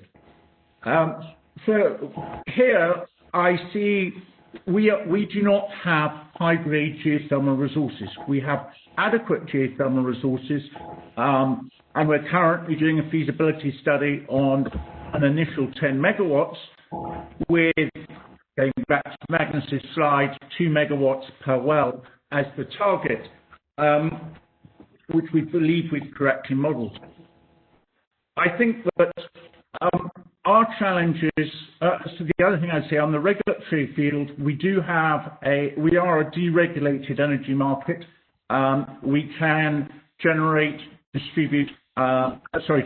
and distribute independently of the parastatal, and the Act is very clear about that. And there are very clearly set out timelines for things like implementation agreements and power generation licensing, which don't stretch to years. They're normally measured in either 60 or 90-day increments. So I think that the route from feasibility study to development should be a lot quicker here, very much in the line it would take to develop a mine. So I think that is very much a positive here. As I said, there is still capacity building required, but we are way down that route with the Department of Energy, who've been hugely supportive to us in terms of identifying potential problems and helping us overcome them on the surface. And again, from a financing point of view, we've had to take a very different approach. We do not believe that the GRF was a suitable vehicle for care, and declined to go down that route. We have raised quasi-private renewable energy performance, which has helped us through to where we are, and we have a grant from the US government for our feasibility study. Once through that, we will obviously have to look at our options again and how we go forward. But generally, I think the situation here is definitely pro-private sector. We believe that we are happy with most of the risks, but we don't see anybody else coming into our environment. So maybe the story isn't out there. Tim. Thank you, Peter. So one question we had on the chat is about the level of exploration and qualitative data required by private investors for they start investing, and this is something that I think's proved very successful in Turkey, and is in line with there's quite a lot of discussion around whether governments should explore resources with slim holes before auctioning off. Perhaps we could go back to Magnus, as you mentioned Turkey, and see what your thoughts are on the value of governments doing initial exploration and to what extent they should do that. So, to Darrell's point earlier, I think there was an old Barack Obama line about energy policy where he believed, or his tagline was, all of the above. And there are multiple ways of sort of skinning the cat, and there are multiple ways of getting to where you need to go, and a number of those models are good, and I don't want to speak badly of any of them. What I can say is that that what we have found with our investors is that they are most comfortable with or very comfortable with greenfield development in great project locations, and where they have us managing, or sort of an experienced team managing the drilling and the exploration in a private sector entity that sort of has interests that are fully aligned with theirs, and they prefer to do it that way. And in particular, they prefer us to be able to manage the resource long term. On the other hand, in the places where the resources are not quite as obvious, in those places, we as a company would not be as willing to invest our own capital in proving a resource. And in those instances, I think public financing of exploration is a great idea and a very appropriate idea. It's just making sure that one does not crowd out the other. If the public, having multiple models, I think is a good thing. Tim, if I could please come in. Yeah, I was going to ask you to come in because I think you've seen some of the different models in Kenya where you've got GDC taking a lot of risk, some greenfield developers, and also All Power where there's been some exploration work done for them. So it'd be good to have your thoughts. I think it's very important, and Magnus has divided the two. One where the resource is very well known, which is easy, and in other places where the resource is not proven at all. And obviously that you require more information. And to my mind, this really needs to come from government, from public service. And as one of the architects of GDC, that was the initial intention of GDC. Our idea of GDC was that they would be able to explore all the 14 sites that we had, that Kenyan had actually done the initial exploration, and GDC would then develop those and prove the theme by doing the exploration wells. But things changed. Obviously, the mandate changed.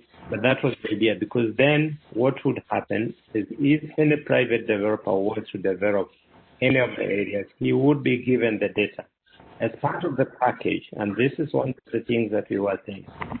You need a transparent process of allocating the resources. And therefore, as part of that, the government would provide the data of the resource in various areas that had been exploited. And I believe strongly that there is no other way. There is nobody who is going to go to a completely virgin area and start the surface exploration and what it takes far too long, and the private sector doesn't have that patient capital to do that. Thank you. Thanks, Eddie. Mugri, I wonder if you have any thoughts on whether it would help at all to have the public sector do initial exploration.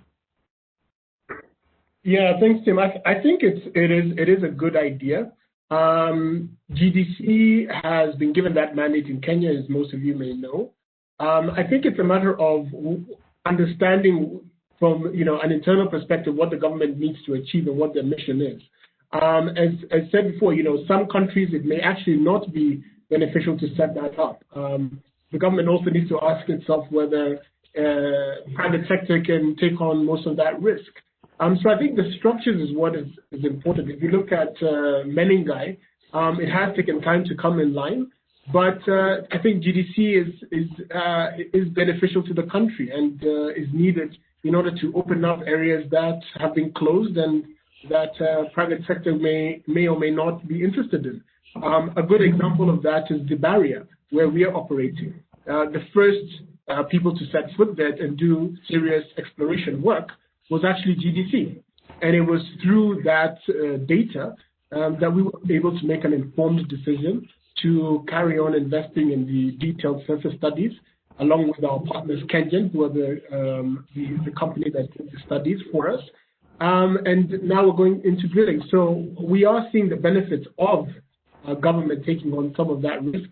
And it's also important for data building within a country. Research and development is critical.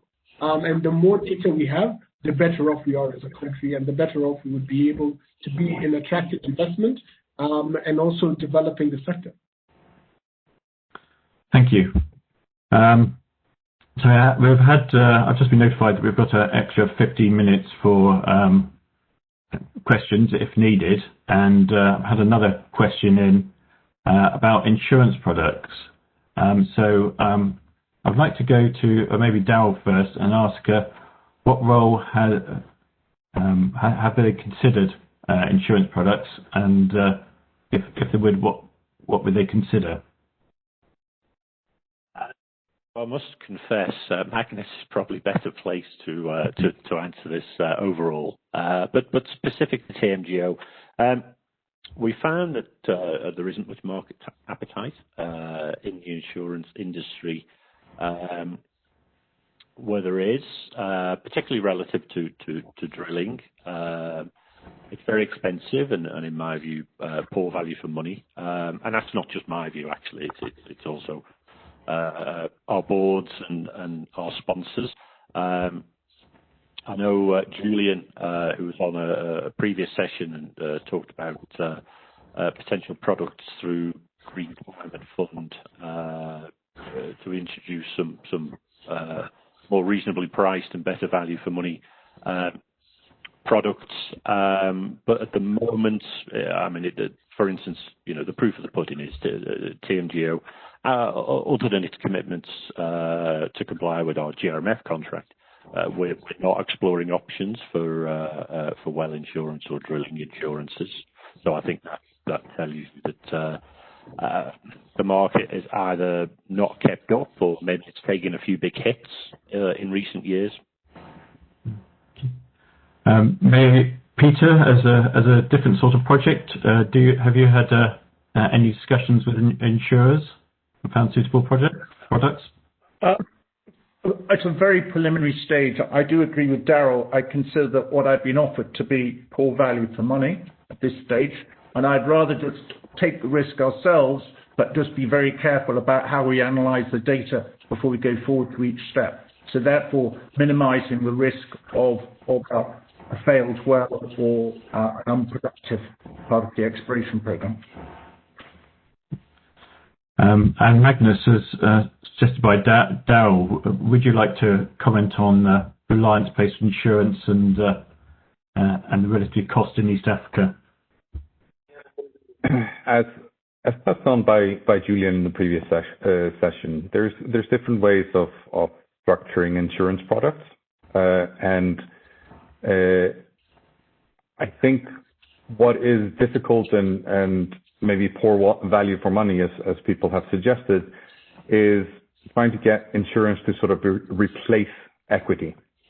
What insurance is good at is covering low probability, high cost events, and therefore they are much better placed to and able to provide cheaper options on a portfolio of wells, a larger portfolio of wells, sort of returning something that is unlikely, on the low end, and for that, I think it can have a purpose, not necessarily for us as equity, but to get lenders and in some cases investors comfortable with protecting their downside.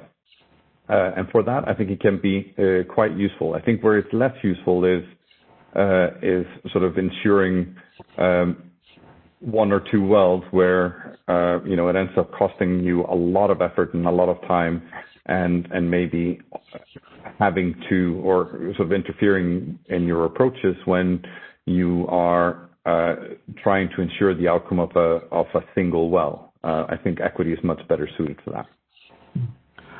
Would you say that for early stages, the exploration grants like GMF are better suited? In my mind, absolutely. In my mind, products like the GRMF, which are sort of directly where money is put to work directly to lead to megawatts. That is a good use of funds. Where money is put to work where it is not directly going towards putting megawatts online, and I showed you some of the statistics on the success of wells just globally. I think then when we are putting money towards other things than putting megawatts online, we're not focusing on the right things. Mugwe, do you have any thoughts on the relative roles of grants versus insurance during the development phase? Yeah, I think I have to. I agree with what Magnus has said. In the early stage exploration, if you're starting off with 3 to 4 wells to begin with, it really doesn't make much sense to go with the insurance companies. We've had early discussions with them and engagement, and I can tell you, the process of getting insurance is, number one, quite laborious. Number two, it is very expensive. And it's not where you want to be putting your money in the early stages. It's also not attractive for the insurance companies because they want a larger portfolio of wells to insure. So for us, we would prefer focusing on grants such as GRMS and seeking equity to take us from a greenfield to a brownfield project. So in our view, in the early stages, insurance is not ideal, but perhaps later on it could be ideal. And once you've proven the resource, you may get a lower premium, which could be more attractive at that time.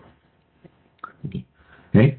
So changing tactics a bit, there's a lot of interest nowadays in direct use for geothermal, which can be useful for mitigating off-taker risk and restoring investor returns. Maybe Peter, you could start by maybe describing how you can see direct use supporting your project. Tim, our project is situated in traditional lands occupied by the Tongas, which are akin to the Maasai and the Maoris, in that their entire livelihood is involved in cattle.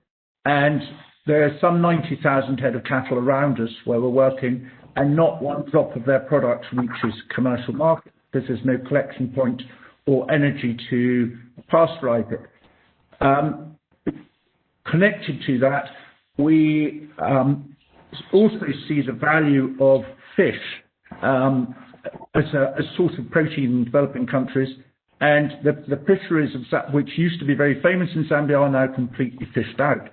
So fish farming has a high agenda, or high up the agenda, and is, as I think everybody knows, can be enhanced significantly by geothermal heating of the fish ponds.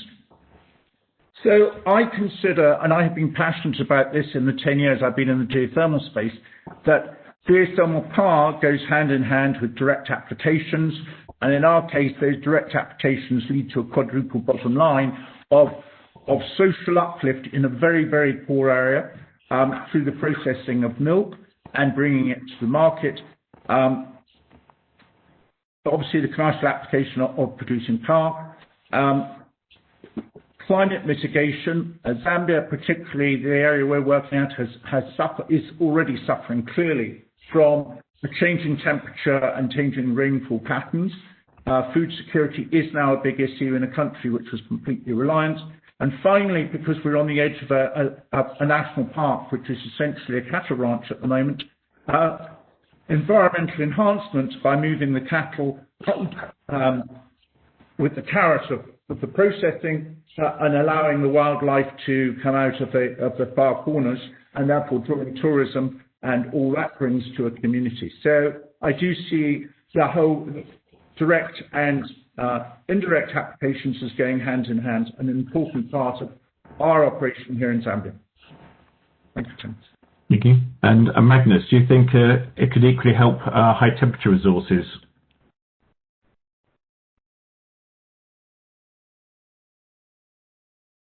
You're mute.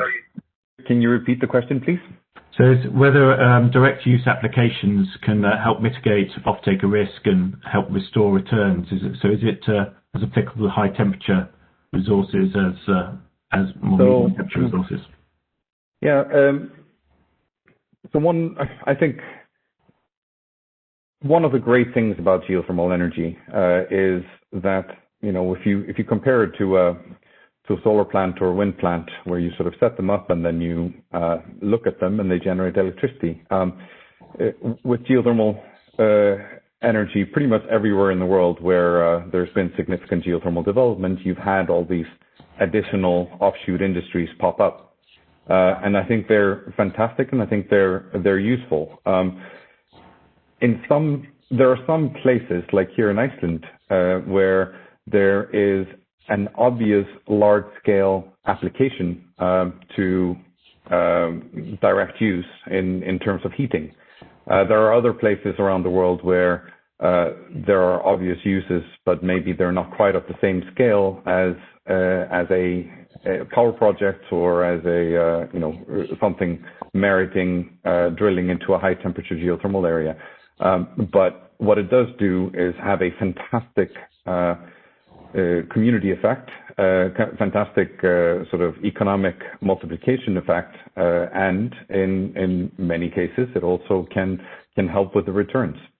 But more than anything, in my mind, the big plus of it is you've built, when in our case at least, when you've built a power plant, you have so many options for how to put all of those extra products to use, whether that's in agriculture, whether that's in in spas, in heating, in food drying, or anything of the sort. And we look forward to exploring all of those options in Ethiopia, for example.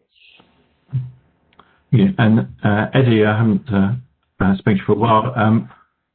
Would you like to express some views on the benefits of direct use to supporting projects? Yes, they would, because as you have just said, they would also mitigate on the off-taker risk, because then you have more than one off-taker.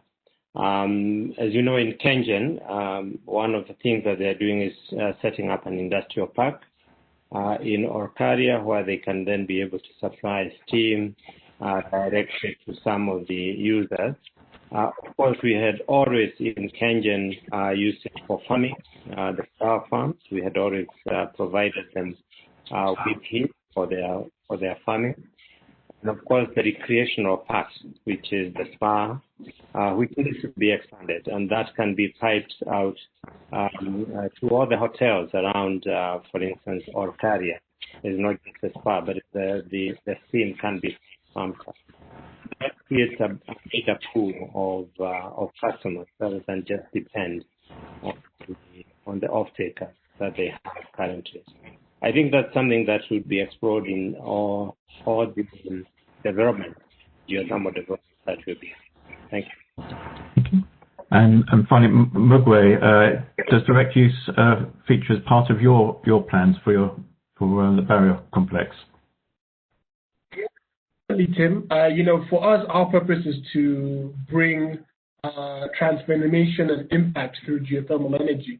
And the community that is around us is a fishing community and also a pastoral community. And we are looking at ways in which we could harness the geothermal steam and brine to add value, whether it's through in the fishery, horticulture, floriculture, tourism, etc. But I would say that it is a nice add-on, but is it an add-on that you could rely on to boost your IRR and put into the financial model that presented to investors? Not to my, I don't think so personally. However, it is a fantastic add-on with projects, especially around areas that have communities, which are most of them. And it will bring value addition and development to the area, which is fantastic. I think areas that would have direct impact on the bottom line at the early stage would be such as the carbon credits. Japan and Kenya have signed bilateral agreements through the JCM, the Joint Crediting Mechanism. I think through the Paris Agreement, we're just waiting for Article 6 to be ratified. And I think there will be a lot of potential and interest in that because it will impact the bottom line of projects and assist in taking projects forward and making them profitable. Thank you. And another development in recent years is that in Kenya there's been concerns about excess generation, and in Ethiopia they're bringing on the Renaissance Dam, and there's also problems in Zambia with the off-takers. I just wondered from our panelists what they thought might be solutions to concerns about there being too much generations in host countries. Maybe Daryl, would you be able to say something on that? Ask me an easy one, please, Tim. We're very much focused on exploration drilling at the moment and managing the risks that we can manage. We have the utmost faith and confidence in Ethiopian Electric Power and the Ministry of Water, Irrigation and Electricity that they know their numbers and they're marrying that with Ethiopia's progress and aspirations for industrialization, the progress of the industrial parks, the new railways, expanding access to electricity. So no, it's not something high on my agenda. I'm trusting our customer that they've got all that under control. Perhaps, Eddie, with your international experience, you might be able to offer some thoughts how to address off-taker concerns about excess generation. Yes, unfortunately, a lot of the countries across Africa have gotten it wrong. For a lot of them, they thought access will increase demand. And I always say the problem with that is that you go more and more to the rural areas, the consumption gets less and less. You're connecting people at the end of the distribution line whose consumption is very, very minimal. So you may be having big numbers in terms of connections, but actually your costs go up because those people consume much less than the cost even to connect them. And so this requires a wider policy issue. It's really for the government to look at. And I like what Ethiopia has been doing. It's more industrialization. We really need to do what we can be able to do with industries, industrial parks, to be able to create that demand through the industry.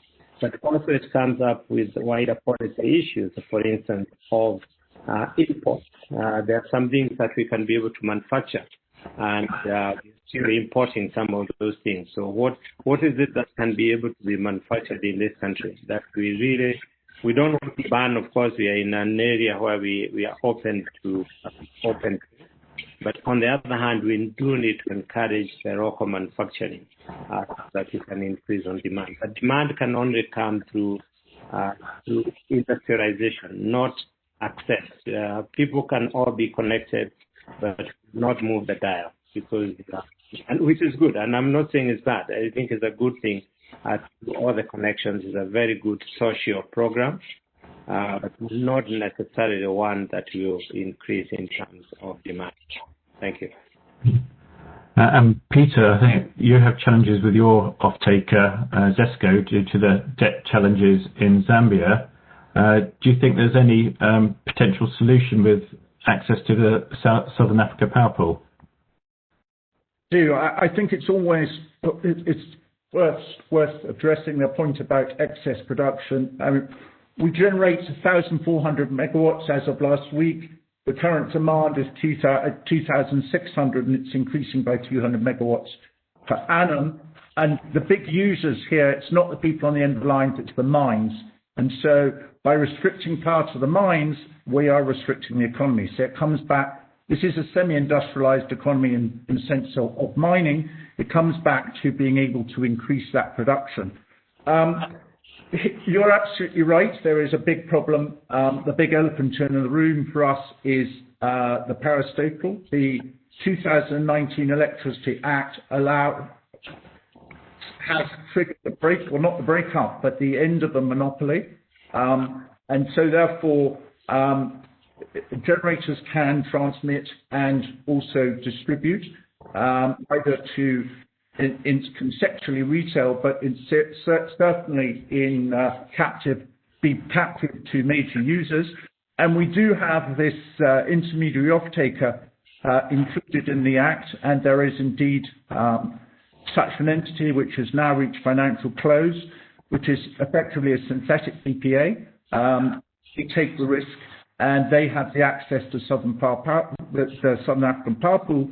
So if they are unable to get paid here, and there are a number of court cases either already running or pending for private power producers to take on ZESCO, then this intermediary is able to sell throughout the power pool. So I do see solutions.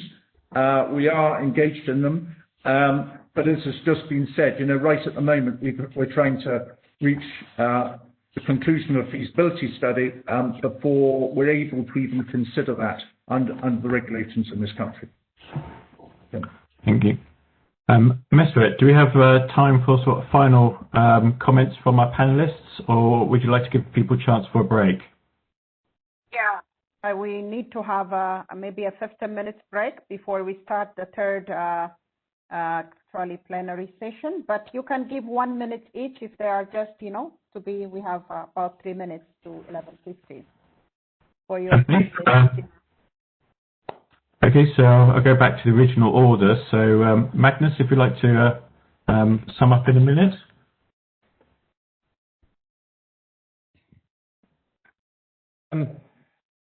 Well, I spoke for a long while earlier, so I don't want to take too much additional time.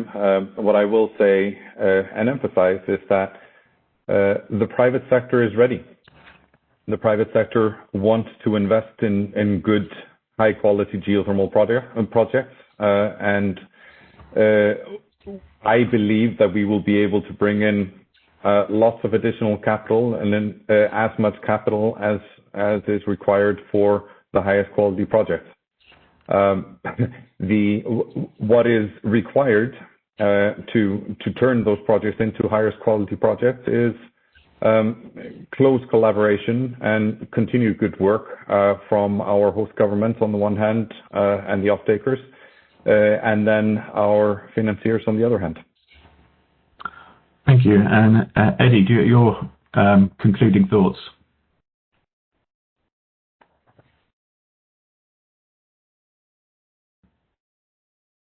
You're on mute.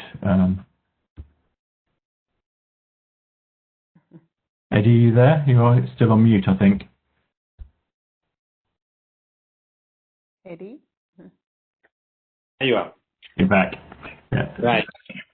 My final thoughts is that the private sector has got a huge appetite for investing in the geothermal space, but the regulatory landscape needs to be worked on. They need policies which are predictable.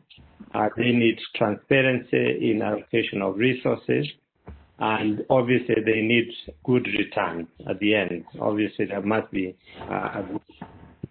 Thank you. Thank you. And Daryl, your thoughts? Opportunity to participate with the great and the good.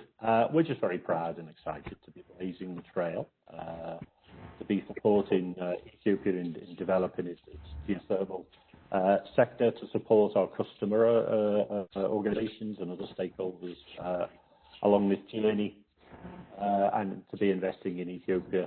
So because we are at that vanguard, we recognise that extra pressure.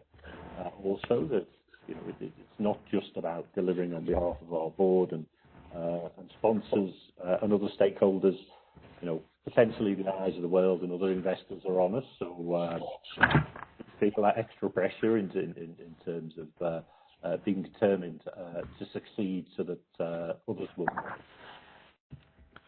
Thank you. And Magri, final thoughts on the contribution of the private sector? Yeah, I think it's important for us to look into the future and ask ourselves, where is Africa going? Where are we going to be in the next 20, 30, 40, 50 years?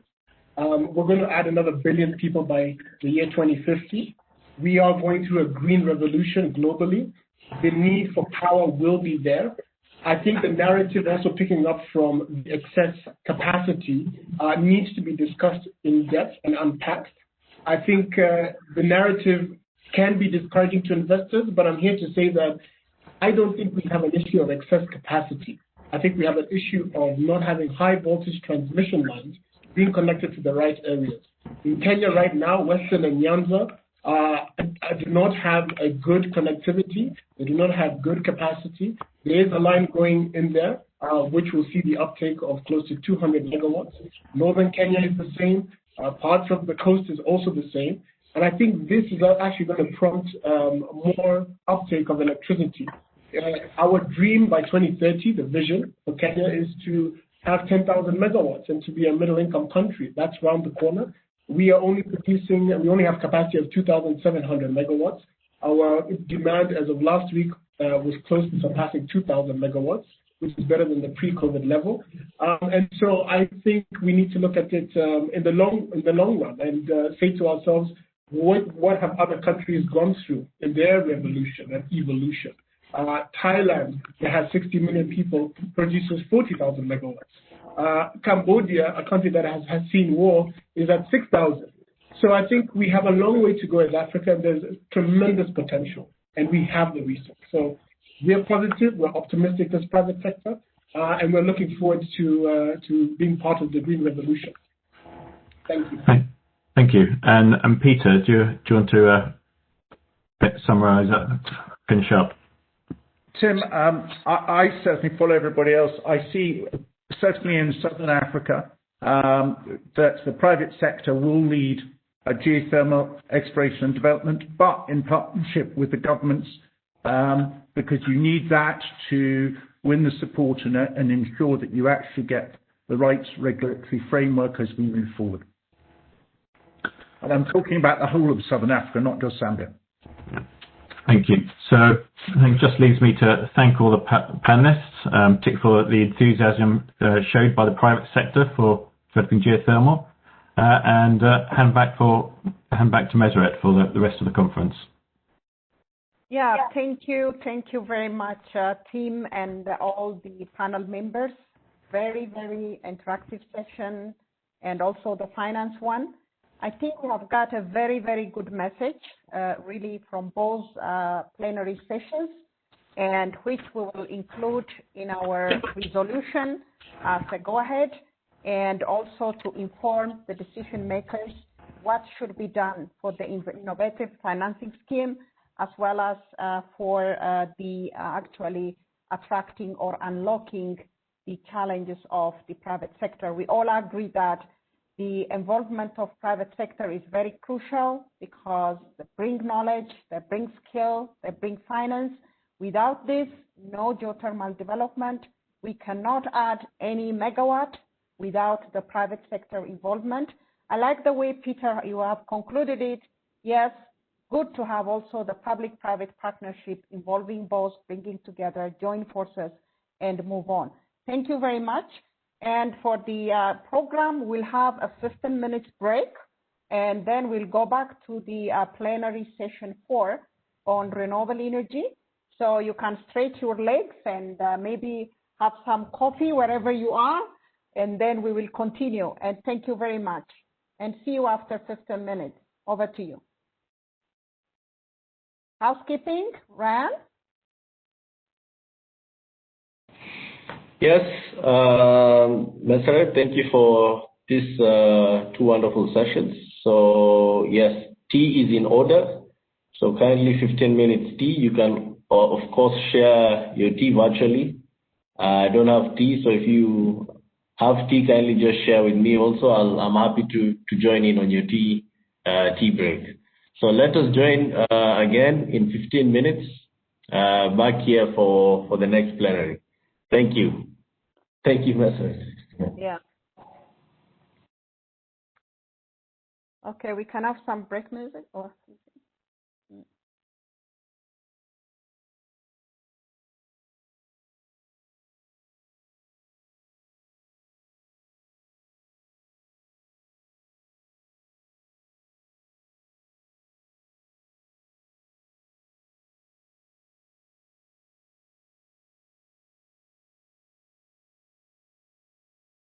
Hi, Zerubbabel, how are you? He's already here.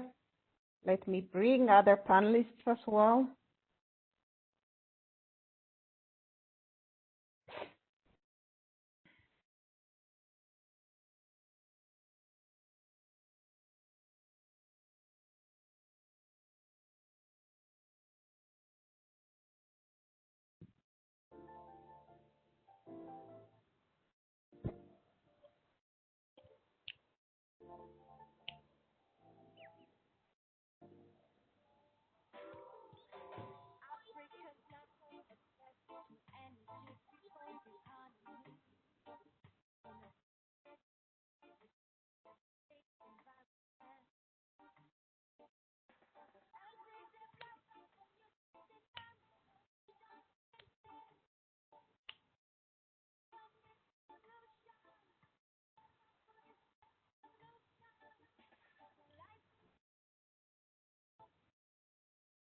It's the one we do.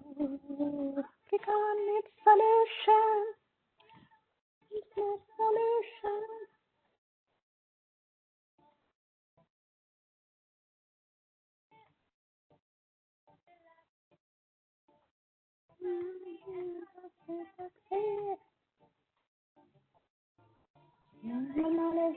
Solution that African energy needs. Energy solution.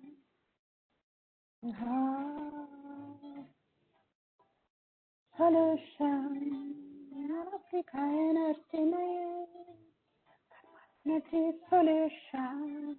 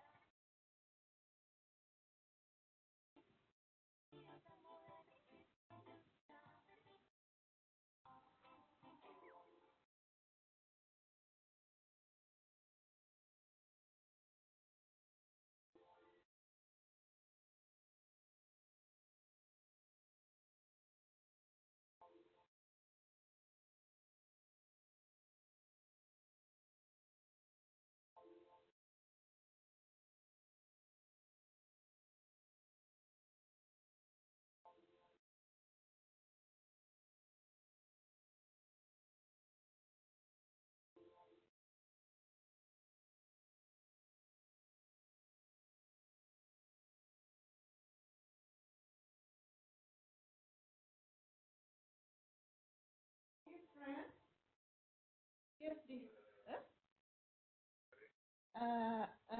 Marcos. He's there. Yes, I saw him, but I can bring him now.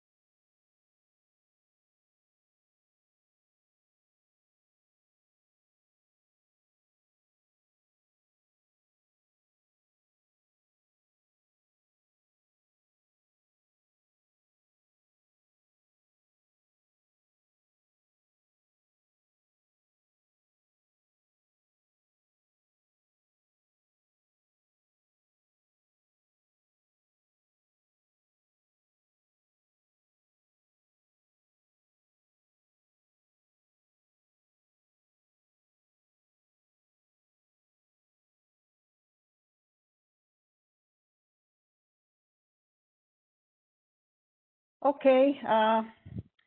Thank you. Again, good afternoon, good morning, good evening, from wherever you are.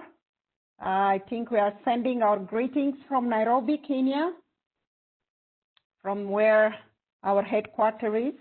And we really thank you for maybe those of you who are really on the different time zones still here with us.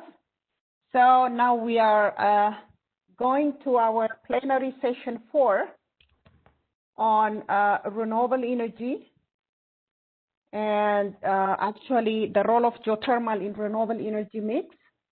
And I think our moderator is Mr. Marcos Malaco from the New Zealand African Geothermal Facility. And I think he will just lead the session. And we have the keynote speech, I think from African Union Commission, Mr. Atef Marzouk. And I think we have other, prominent panelists, Ato Zalalem from East African Power Pool and COMESA, and also from different parts of the region. So we'll be very happy, I think, anybody to jump in also to really ask questions and to make it very interactive. So I give the floor to Marcos. Over to you. Thank you. Thank you, Dr. Masarat. It's a great pleasure and honor to be part of this plenary session. Thank you also for the introduction. In this session, we have the keynote speaker and 3 panelists. On the program, there were, I think, 6 panelists, but the other 3 are not available, which means we will have time for discussions. So we look forward to that. I think I will invite the keynote speaker, Mr. Atef Marzouk, to have his keynote speech and to set the scene. Mr. Atef, please go ahead.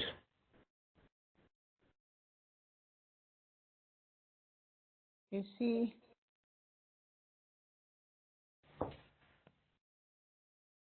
Atef? Let's see. I just spoke with him a while ago. I don't see him online, but maybe we'll just give him a few minutes. Maybe he's having difficulty connecting. Let me.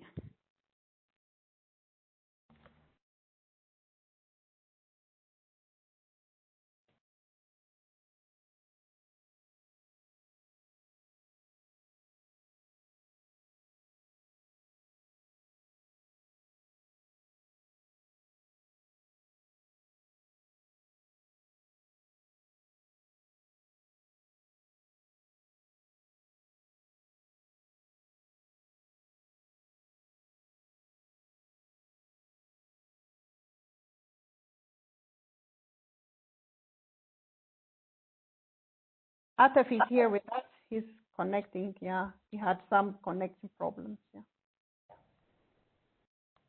You see, we have a number of links that we sent, and sometimes people get confused. Yeah, that's right.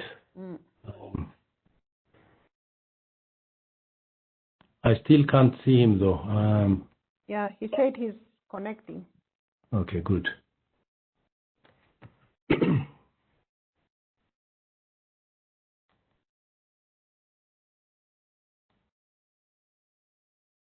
So meanwhile, I think from housekeeping, can you just put on his presentation just to save time? Team, please just upload Mr. Atef's presentation. Thank you.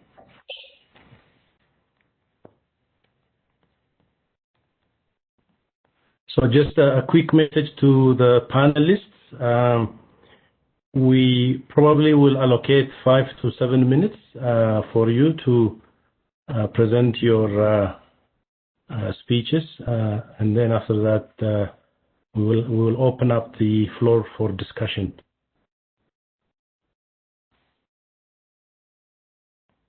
I tried. Please unmute me. Oh, okay. Okay, that's good. Welcome. He's trying. He has.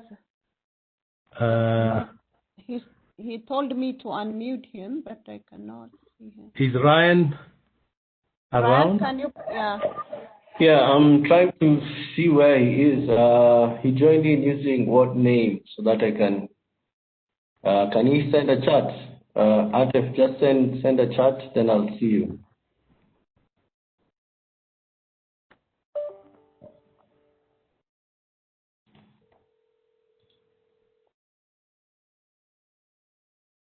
So right in the chat box, I can. Yeah, I still don't see Atef.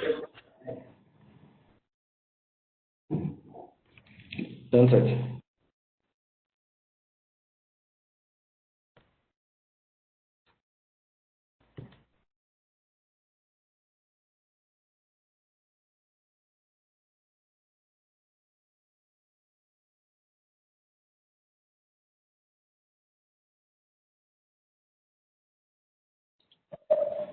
Yeah, I got him. Yeah, he's here with us now. Now it's good. Now it's good. Yes. Yeah. And the camera is good also. Okay, thank you. We can't see you, Atef. Can you turn on the video, please? Turn off the video? Yes, please. Okay. On, not off, on.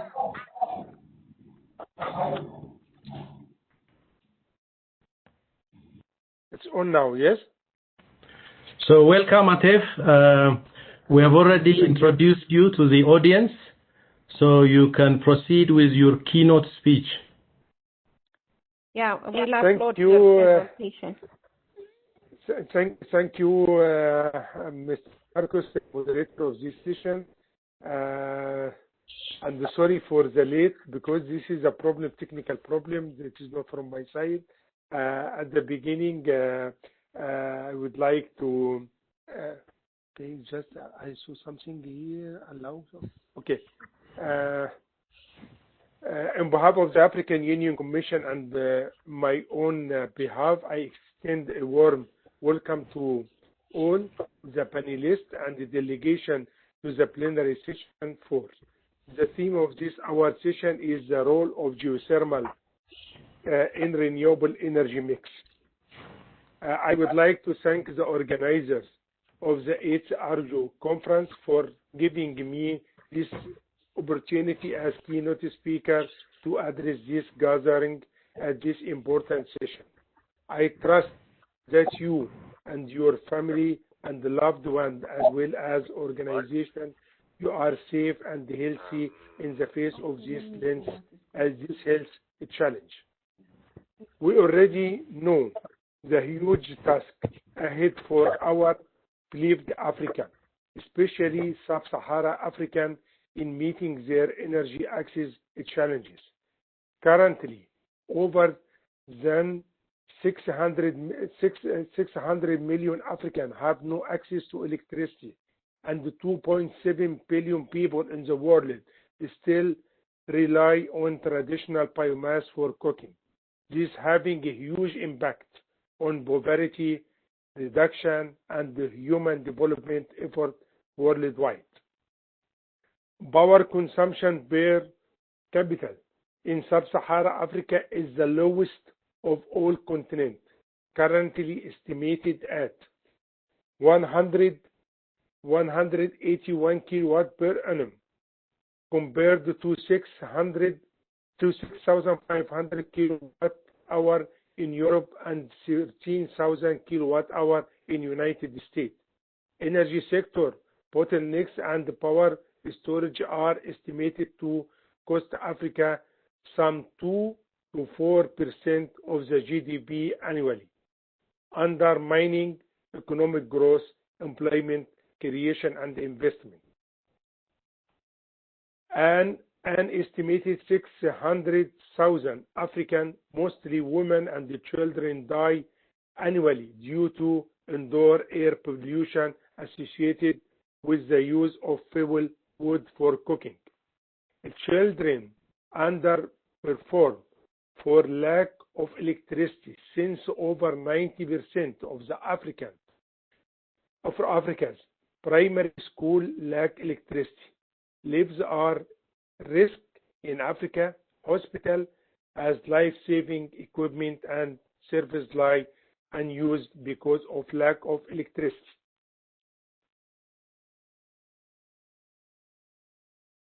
The paradox in that there is a huge energy resource in Africa, both in terms of renewable and non-renewable energy sources that could easily provide modern energy access to the African population. The continent has well over 10 terawatts of solar potential, 350 gigawatts of hydraulic potential, 110 gigawatts of wind potential, and over 20 gigawatts of geothermal resource potential in East Africa Rift System countries. Africa cannot power its homes and the business unless it unlocks this huge renewable energy potential. Therefore, the major challenge is how to convert the huge energy resource into reliable, efficient, and sustainable energy service.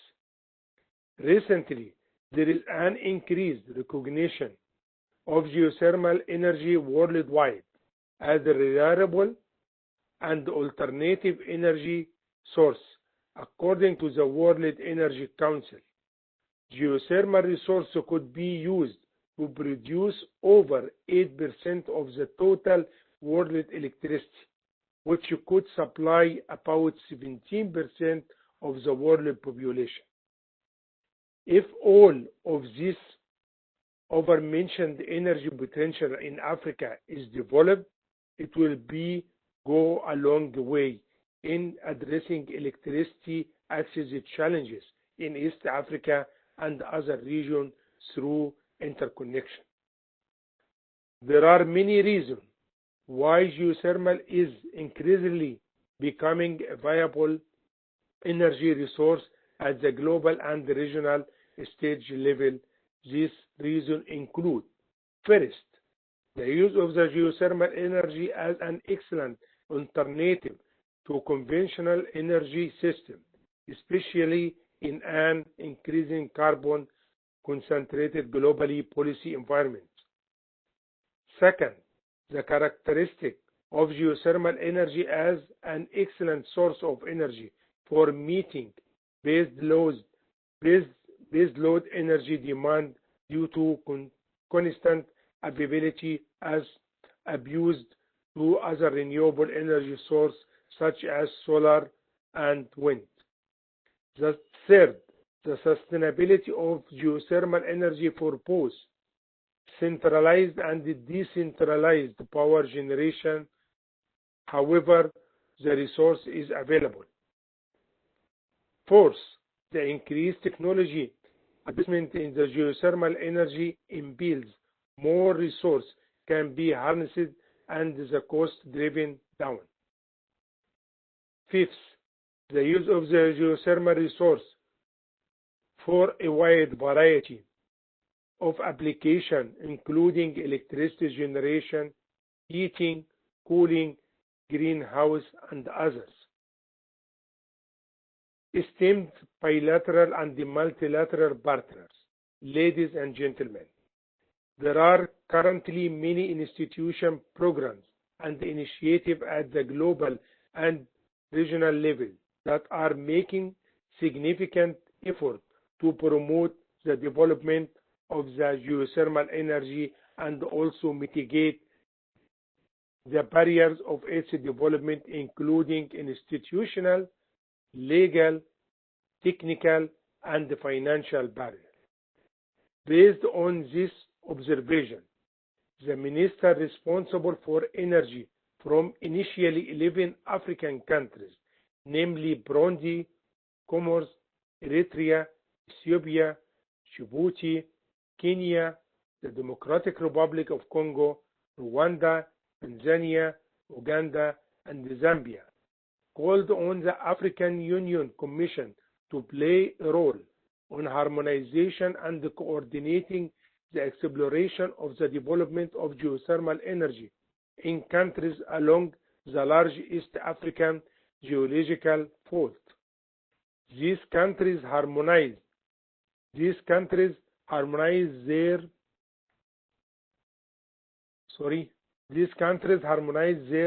decision by signing the Addis Ababa Declaration on Geothermal Energy in June 2009, giving birth to the Geothermal Risk Mitigation Fund, commonly known as GRMF.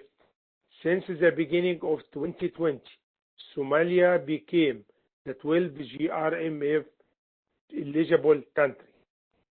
Indeed, GRMF with a total budget of $115 million was created with the support of the German Federal Ministry for Economic Cooperation and Development, BMZ, the EU Africa Trust Fund for Infrastructure, ITF, through KfW, and the UK Fund for International Development, DFID. The overall objective of the facility is to encourage innovative financing, public and private sector developers, by providing grants and partial financing of three types of activities. First, 80% of the eligible cost of the surface studies.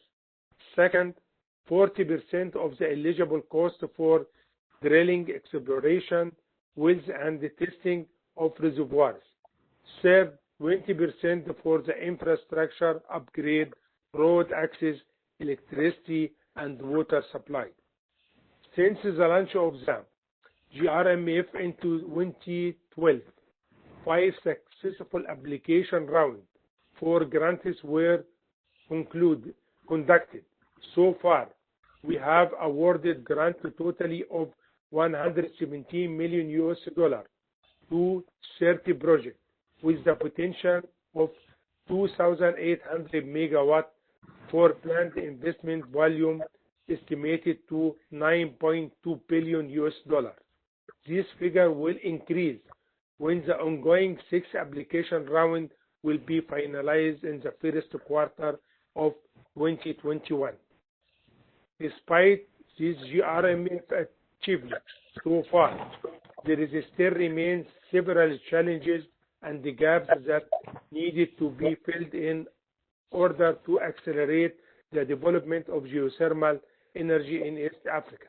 There are, among others, inadequate policy, regulatory and institutional framework, low level of financing, low level of technical skills, and weak geothermal information and database. In terms of the challenges of the policy, legal framework, and institutional capacity, we have observed inadequate policies and frameworks that will boost geothermal energy development in Africa. Where such policies and institutions exist, there is a weak implementation of policies and regulation, thus leading to uncoordinated market and inefficient procedure, among others. We are also observe the need to create conducive environment for private sector participation. This requires policy and institutional that promote physical incentive such as tax incentive, feed-in tariff, and power purchase agreement so that we can attract investment in geothermal energy development. In terms of the challenges of technical skills, the development of geothermal energy in Africa is severely affected by low level of technical capacity and skills to build and maintain infrastructure that will enable effective operation of geothermal energy system. Thanks to the operationalization of the African Geothermal Center of Excellence since May 2018, that has been doing a great job by training the African workforce to fill this gap. Despite all this encouraging initiative in Africa, I seize this opportunity that this is plenary session give me to encourage all AU institutions and agencies, bilateral and multilateral partners of the African Union Commission, as well as international financial institutions gathered here to invest both technical and financially in geothermal resource in East Africa, which still remain untapped. Ladies and gentlemen, in concluding my statement, I would like to reiterate the firm commitment and the support of the African Union Commission to accompany and the development of the geothermal resource in East Africa. I am confident that my appeal for harmonized and coordinated effort to invest in geothermal development in East Africa will have favorable response to the various partners present in this room. I thank you all for your kind attention. Thank you.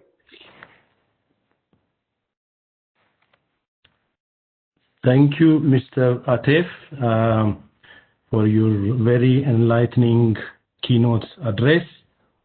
Obviously, you have touched on many topics and many challenges. So there is a lot of things that the audience will probably want to discuss on. But perhaps I will just want to ask one question to our colleague from COMESA. In the keynote address, Mr. Atef has shown us the very low power consumption per capita in Africa compared to other developed countries and regions. And this lack of electricity access, or the shortage, is costing the economy something like 2% of the GDP. So I would like to hear from Mr. Malama from COMESA his thoughts regarding this issue and what is being done to address this challenge. Mr. Malama, please go ahead.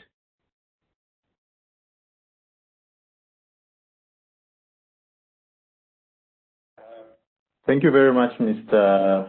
Melako. And thank you to the panelists and to UNEP for the invitation to this virtual conference. So, as introduced, I'm coming from COMESA, and as most of you know, COMESA is 21 member states from Libya, coming through the eastern part of Africa to through Central and then to Southern Africa. And primarily, we want to promote trade within the region, but we also recognize that there are enablers that you need to address before you can get to that trade. So, Mr. Atef has given a very good presentation, very good overview of the energy situation in Africa generally, but I think that's also true of the region, specifically, the Eastern African region. And if you look at the figures within COMESA, even what we have as installed generation capacity, it's still low. Maybe as a region, we can compare with maybe one country. Let's say Germany produces more than all the region in more than all the COMESA region, combined. And if you look within that, within what we are producing, you find that we are dominated by thermal energy, which constitutes almost close to 80% of the electricity that is generated is from thermal energy, and renewable energy only makes up a very small percentage. And within that renewable energy, geothermal energy is a very small it's a very small component of that. So from where we stand, we see the potential of geothermal energy within the renewable energy mix. And I think a lot of those points have already been highlighted, such as geothermal being a base load, but also I think it's the cost, because if you look at thermal, it tends to be more expensive. And from the side of geothermal, we can actually, use that to replace some of what we are generating as thermal energy from thermal. So we have a number of initiatives that are ongoing. For example, if it's within COMESA, we have some policy initiatives that are ongoing, basically to try to make the environment more conducive for private investment. So we've been supported through the European Union, and we also have some other upcoming initiatives with the support of the World Bank, and those will be aimed at specifically trying to help improve the policy environment within the energy sector. But when it comes to specifically, dedicated program on geothermal, that's something that we do not have as of now.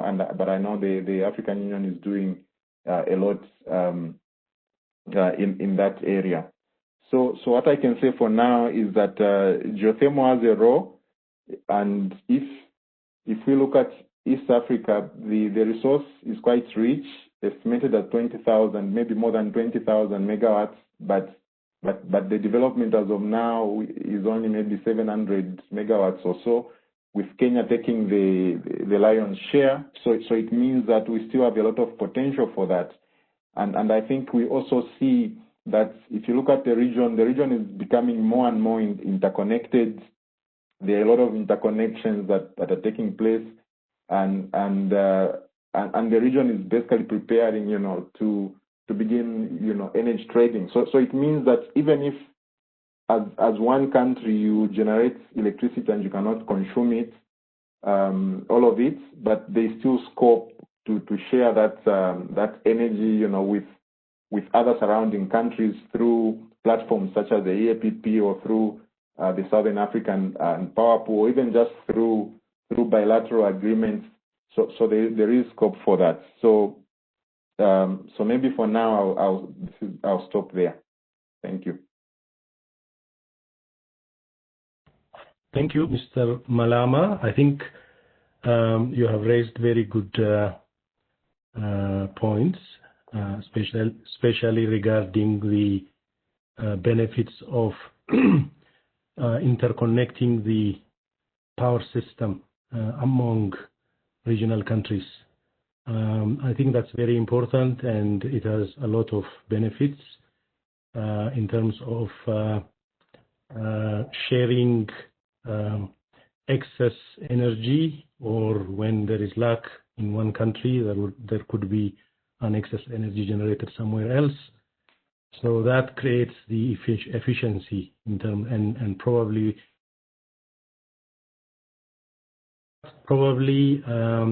I would like to invite Mr. Zelalem Gabrahiyot from East Africa Power Pool to give us just a very brief background on what is happening at the East Africa Power Pool, when we expect to have the region interconnected, and the plans, everything about it.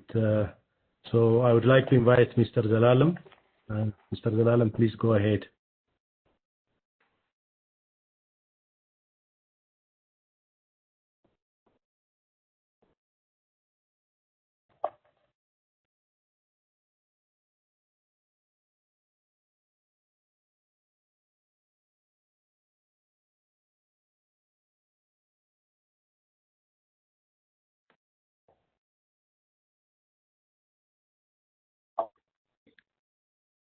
Yes,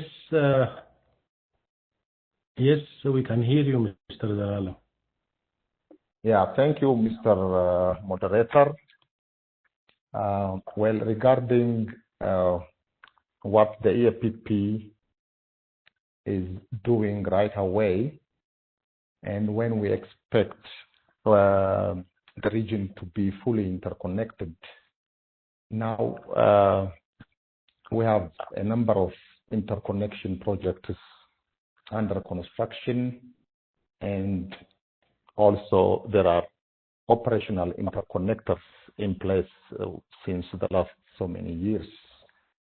So we have a group of isolated interconnected countries like Libya, Egypt, Ethiopia, Sudan, Djibouti, Kenya, Uganda, and Rwanda, Eastern DRC, and Burundi.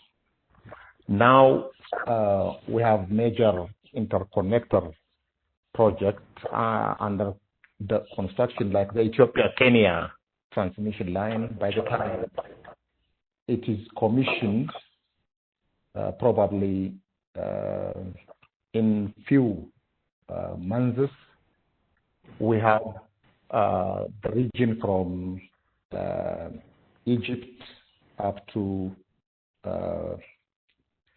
Kenya is interconnected. Then Kenya and Uganda are also already interconnected at 132 kV level, and there is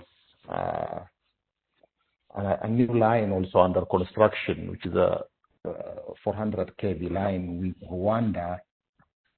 And Kenya, Tanzania also is expected by 2021. So in 1 year's time, we have all our members interconnected. So we are expecting full interconnectivity within the next 1 year time. And in the last 3-4 years, the EAPP have been engaged in the development of technical standards and commercial standards. The technical standards relates with ensuring a reliable interconnected system operation, because we have a number of countries interconnected, and unless each member countries comply to certain technical standards when they operate their systems, a problem in one country could easily be transferred to another country, and that will jeopardize reliable interconnected system operation. And that reliable interconnected system operation is the basis for efficient power trade in the region.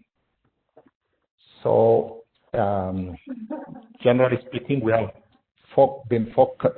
focused in the last 2-3 years on the implementation of compliance programs, especially related to compliance to technical standards, which relates with connection standards, certain operation standards, just to avoid problems by the time we have countries fully interconnected. And that's in the technical side. And on the market side, we have been working on the development of instruments to promote bilateral trade, including short-term bilateral trade, and also development of willing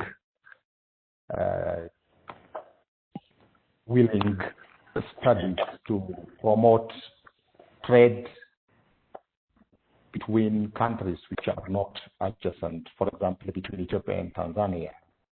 We have developed certain templates in support of long-term bilateral trading agreement,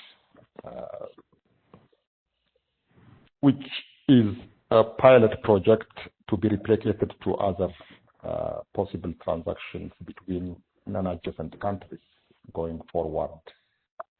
And on the other side, also to implement a trading platform which is a guide for centralized electricity trading. We have already developed draft documents, which are the draft market rules and also the draft market design. So we have been working on the market development side, which relates with promoting bilateral trade, developing the necessary instruments for bilateral trades for short-term and long-term between neighboring countries and between countries which are non-adjacent countries. So that involves the development of willing price and willing agreement to trade through the third-party countries. So I think let me stop here, and I will be happy to answer any further question on this. Okay, thank you, Mr. Zelalem. I think we will come back to you. I'm sure there are questions both to you and Mr. Malala. Just a message to our audience. If there are any questions, please raise your hand and I will give you the opportunity. For now, I just want to pass the floor to Mr. Wabil. My question is regarding energy mix, because we are talking about the role of geothermal in the renewable energy mix. I want to just hear your thoughts on how we achieve the right energy mix. And also if there are any, from what you know, from your experience, if there are countries who are now going in that direction, if you know of any, just so that we get an understanding of what this means. Thank you. Please go ahead, Mr. Zerubbabel. All right. First and foremost, thank you for having this session. Thank you, Mr. Malala, for moderating this session and showing eloquent by Ataf and sorry, Mr. The first pose. I think about is in Africa. Most of the in Africa are dominated hydro. Then the issue is due to several issues, including climate change. For instance, we can raise the issue of the dam crisis in 1990s. I will also raise the issue of the review of the Kenya-Uganda Power Trade Agreement that diminishes the amount due to overbalance. And again, as you have listened to Mr. Zelalem, the cross-border interconnections in Africa, the Kenya-Uganda, Djibouti, Ethiopia, Sudan, Kenya, Tanzania, these are heavily reliant on hydroelectric power. But again, these are somehow there are recurrent blackouts and outages in East Africa. This shows the the always regional approach is argued for to these problems. For instance, if you consider the East African region, it is rich with huge geothermal resources. and supplementing this hydro-dominated energy mix with geothermal capacities.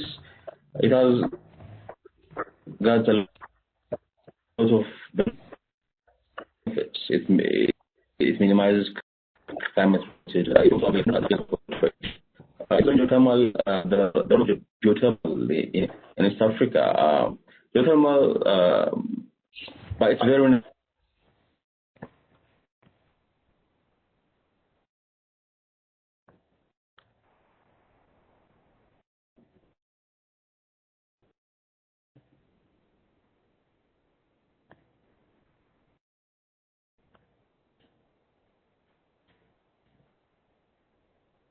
Hello?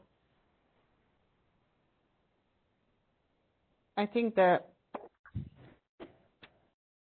me try to reach it. There's an internet problem. Yeah, that is the problem. Yeah. Yeah. Okay. You can continue with others. Let me try to bring him. Yeah. All right. Okay. Just to continue with our discussions, perhaps just one point on the keynote speak. Mr. Atif, you have highlighted a number of points in your conclusions, and one of this is the need for uplifting the capacity or capacity building in the region to expand the geothermal use and generation.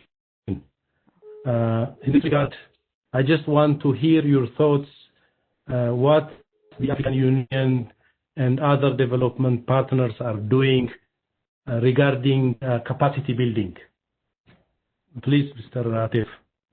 Zerubbabel. Is he back online, Dr. Benson?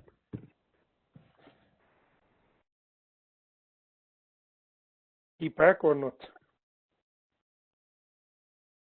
Yes, he's back. He's back. Okay, I can wait and he can continue, and after that I will reply to your question, moderator. As you.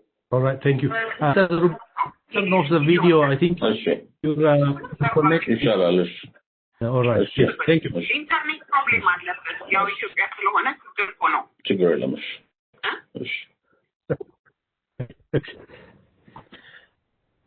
Am I audible now? I think you're doing better now. All right. Thank you. All right. I don't know where I stopped, so I'm going to focus on the questions that are posed by the moderator. Just give us very brief outlines. You know, because we have heard that I think most of it, but just briefly try to summarize the point. Thank you. All right. So when we consider geothermal in the regional energy mix in Eastern Africa, like most of the developments target national energy markets. But if the geothermal potential is fully utilized, it could be one of the source of energy for regional markets in East Africa. For instance, if you consider the geothermal generation in Kenya, it boosts Kenya's electricity export to Tanzania from 26.9 million kilowatt hour to 40.6 million kilowatt hour. So this simply shows the significant role to be played by geothermal if it is properly utilized. And the regional institution, that is the East African Power Pool, in its master plan, it has given geothermal a fair outlook. And the master plan study recommends a plan compromising both hydro and thermal systems. In the short term, I think the plan recommends the energy mix, including 5,000 megawatts of geothermal power before 2037. Therefore, from this, what we can observe and understand is that there is an increasing understanding that we need to embrace a regional approach to solve energy issues in Africa, and institutions such as the African Union and the regional power pools are starting to play a crucial role in addressing this energy challenge.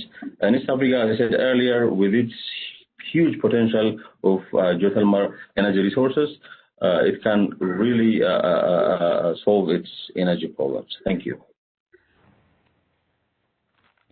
Thank you, Mr. Zarubabel. We now continue to Mr. Atif to make some remarks regarding the previous question.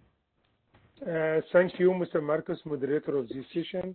Regarding to the support from the African Union in the capacity building, the African Union organized on 2018 organized a training collaboration with the African Energy Commission based in Algiers, Algeria, to represent from each country from the East African countries. Means that 11 times 2 is 22, and 33% of these 22 experts they are women, and to support also the gender equality. And this is received the training fully covered by the African Union and in cooperation with UNEP and at the Excellency Center for Geothermal Energy based in Kenya, and they received the first course on geothermal energy. And also would like to highlight in collaboration with the African Union with New Zealand is named African New Zealand Geothermal Program. Also they support a lot of program for the development capacity of the East African countries, especially some countries supported by New Zealand. They organize a lot of training at the Geothermal Excellency Center in Kenya, and also the African Union only not supported the area of the capacity and the area also for the resource mobilization, area of policy, area of coding to support the technical issue. On the main objective of this one to bring most of the African countries at the East Africa be at the same level of the geothermal. All of us are aware that Kenya a more advanced country in the region, and we try to coordinate with Kenya to improve the capacity of the African experts in the East African countries by exchanging the experience, awareness creation. This is that African Union mandated to support. Thank you. Thank you, Atif, for your very good comment. Perhaps I will like to go back to our panelist from COMESA. I think earlier we discussed about the benefits of interconnecting the power system and sharing power among neighboring countries. I just want maybe you to give us a bit more elaboration on the benefits of joint development of projects in terms of reducing costs and increasing efficiency. Mr. Malama. Thank you very much, Mr. Moderator. As a regional body, I think one of the things we want to see is for countries to work together in developing their resources. And I think to some extent we have seen this in power interconnectors. I think there are quite a number of examples where countries have come together, to jointly develop projects. And I think we've also seen this to some extent in maybe hydro, where these resources are shared. And we can give examples.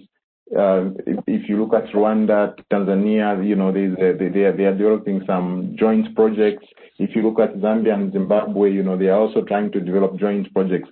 But when it comes to geothermal, I'm actually not aware of any example, where this has happened.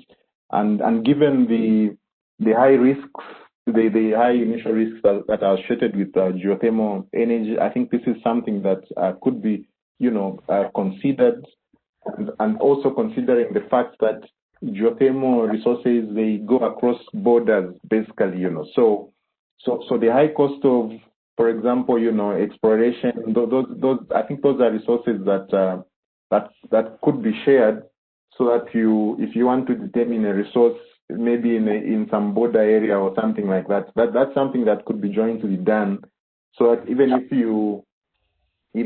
you don't find the resources, the amount of money that you have lost is significantly lessened by pulling resources together. So I think that's what I want to say on that. Thank you, moderator. Thank you, Mr.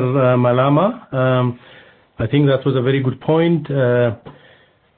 Perhaps regarding the risks, especially the financial risks and the high upfront costs, maybe just to make a point, one of the facilities initiatives in the region is the GRMF, Geothermal Risk Mitigation Facility, which is basically providing grants of up to 40% for drilling projects and 80% grant for surface studies.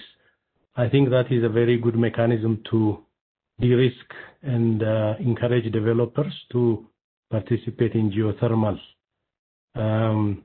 But it's very interesting to also note that geothermal is not just used for electricity, but there is a lot of excess energy in the maybe the byproduct of electricity, the hot water or the brine, which could be used for various direct use applications. For example, for greenhouse heating or aquaculture or developing other touristic ventures. So it would be very interesting to hear any thoughts on this, just to make geothermal projects attractive in terms of cost. So I would like to open the floor to the audience, and we are happy to accept any questions from the audience. Are there any questions?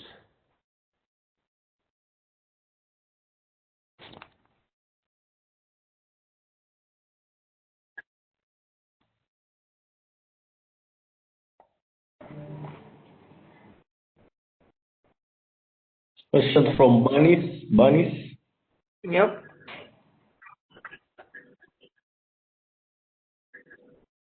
Yes. Bernice.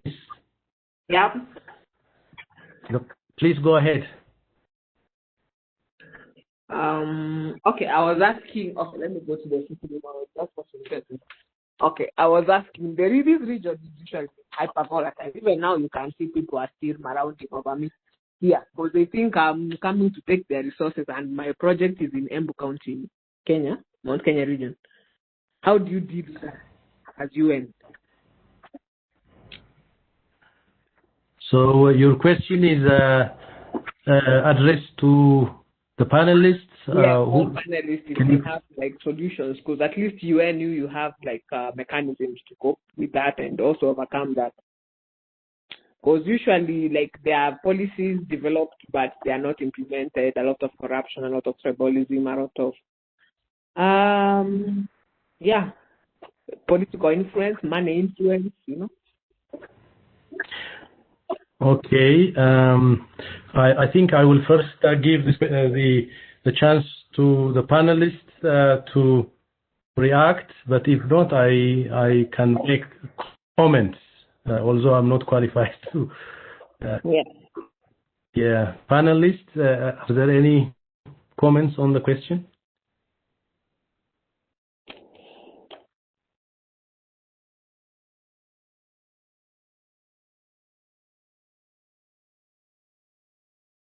Okay. Mr. Moderator, would you? I think I missed the first part of the question. If maybe you could repeat it. The first part, Yeah, let me repeat it. the region is usually quite volatile, especially like now we are going to the referendum, we are going to the next general election. It's usually very volatile. So how do you deal with that? How do you overcome that so that you can be able to implement such projects in such a region? Especially in the Rift Valley, in Kenya, DRC, Uganda, such regions, South Sudan.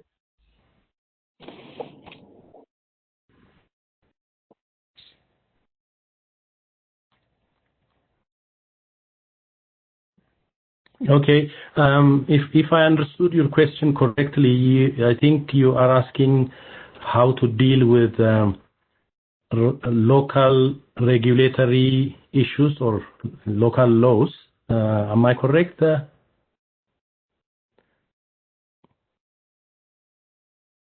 Hello?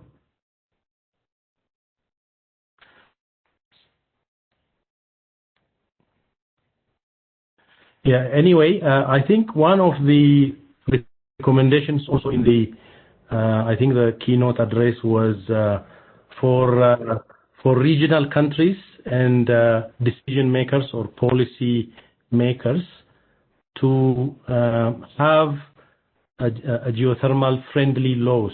I think one of the things maybe the most essential thing to develop, to progress the development of geothermal in any country is to have a very friendly regulatory environment, an environment that attracts geothermal developers. It could be tax incentives, also having laws that is easy for developers to acquire licenses with all the the necessary controls in place, of course. But these are something that needs to be addressed by regional countries, their governments and decision makers. So it's a little bit, I think, outside our topic we are discussing at the moment, but I think it is a valid point, but it needs to be addressed on a policy level. I think that's my view. Are there any comments from the audience? Maybe just a comment, Chair, on the same. I think she's also, from my understanding, it's a question of how you handle one part of it, like how you handle projects in regions that are fragile, and I think that's a very difficult question to answer. Unless maybe if you have actually project developers that have done projects in volatile regions and the mechanisms that they've used to cope with that. So it's a difficult question to answer, but at the same time, I don't know, maybe insurance could play a role, but obviously that would drive the cost of the project up, because if the region is volatile, it means even if the insurer is willing to give you insurance, the premium is going to be higher than normal. So maybe that's what I can say on that, but it's a difficult question, I think. If I may. I think, please. All right. Thank you very much for the question. Actually, the issue of security and cross-border energy projects, they do have a cyclical relation.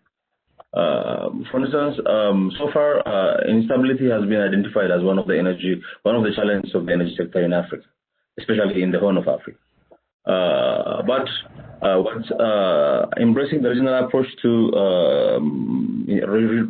to addressing energy challenges in Africa also will somehow or contribute towards the stabilization of the region. For instance, if two countries are engaged, for instance, in a cross-border energy project, it means that they will invest a substantial part of security to protect the infrastructure, leading to peaceful coexistence. Therefore, I think this is in line with what the liberal peace theory advocates in general. with cooperation and interdependence, there comes what? Stability and peace. And this is exactly what happened in Europe, because in Europe, the European Union started with a coal and a steel cooperation, which is basically energy. Therefore, energy has a potential to not can be affected by instability, but also has the potential to address issues of insecurity and instability in any region in the world. And I think it will also somehow contribute towards the stabilization of the Horn of Africa. Thank you. Thank you. Thank you very much. We still have plenty of time to accept questions from the audience. If there are any, I think I will first.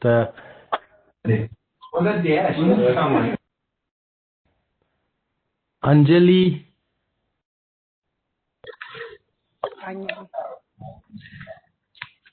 Hello, good morning. Good morning, Mr. Anjali. Thank you very much. Thank you for the opportunity you've given me at the moment, especially for this amazing panel regarding geothermal development. My question actually goes to the general panel, especially I think just the general panel regarding the progression of geothermal in the region.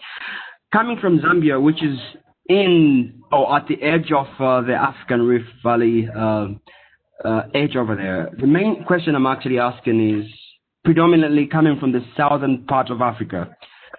Over the years, we have noticed that there is a lot of support coming for geothermal production, especially including training, predominantly focused on Kenya and Ethiopia. With the industry players we've actually interacted with, especially from the private sector, there has been a slight concern that many of the resources, especially from other cooperating partners, are predominantly directed towards Kenya and, of course, Ethiopia. Going forward, we wanted to find out, because we have hot springs from Zambia all the way to South Africa, on the southern part of Africa, because predominantly Argeo is focused on the part of East Africa, but we wanted to find out how you can actually start increasing support for the southern African part of the continent, where, of course, clearly when it comes to capacity, we lag very much behind our peers in East Africa, and also in terms of opportunities, we lag very much behind. So I wanted to find out from the panelists on how you can now extend the olive branch to make it much more bigger and broader, especially the fact that in Southern Africa, we predominantly actually take the route of private sector taking the lead rather than the government, like the way it is in East Africa, where the government actually takes the lead going forward. So I just wanted to get your response towards that. Thank you very much. Thank you, Mr. Anjali. I think your question is valid. It's a very good question. But perhaps maybe I think I would like to ask first maybe to Mr. Atif to comment on that, and also Dr. Massaret, who are more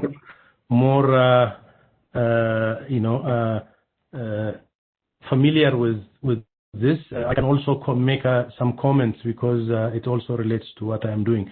But initially, Mr. Atif, please, can you respond to the question? Thank you.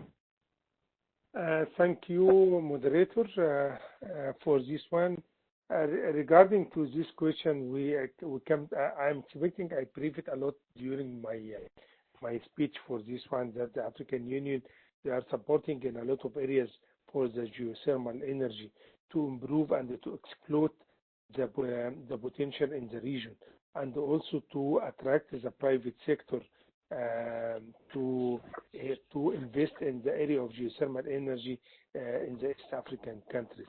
The African Union also support technically, as I mentioned, and also politically, we have a declaration with the African countries to increase, also to bring more countries. This year, Somalia became eligible countries, and now the countries became 12 countries to support this one. We are planning to organize this year, but unfortunately due to pandemic from COVID-19, to organize like resource mobilization forum to bring our partner to increase the budget or to increase the fund to support more projects in this area. We have 5 applications already launched, 30 projects. Now we are working on the 6th application round.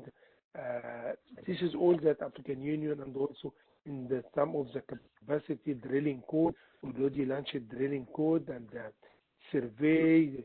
We did a lot regarding to development geothermal energy in East African countries. Thank you.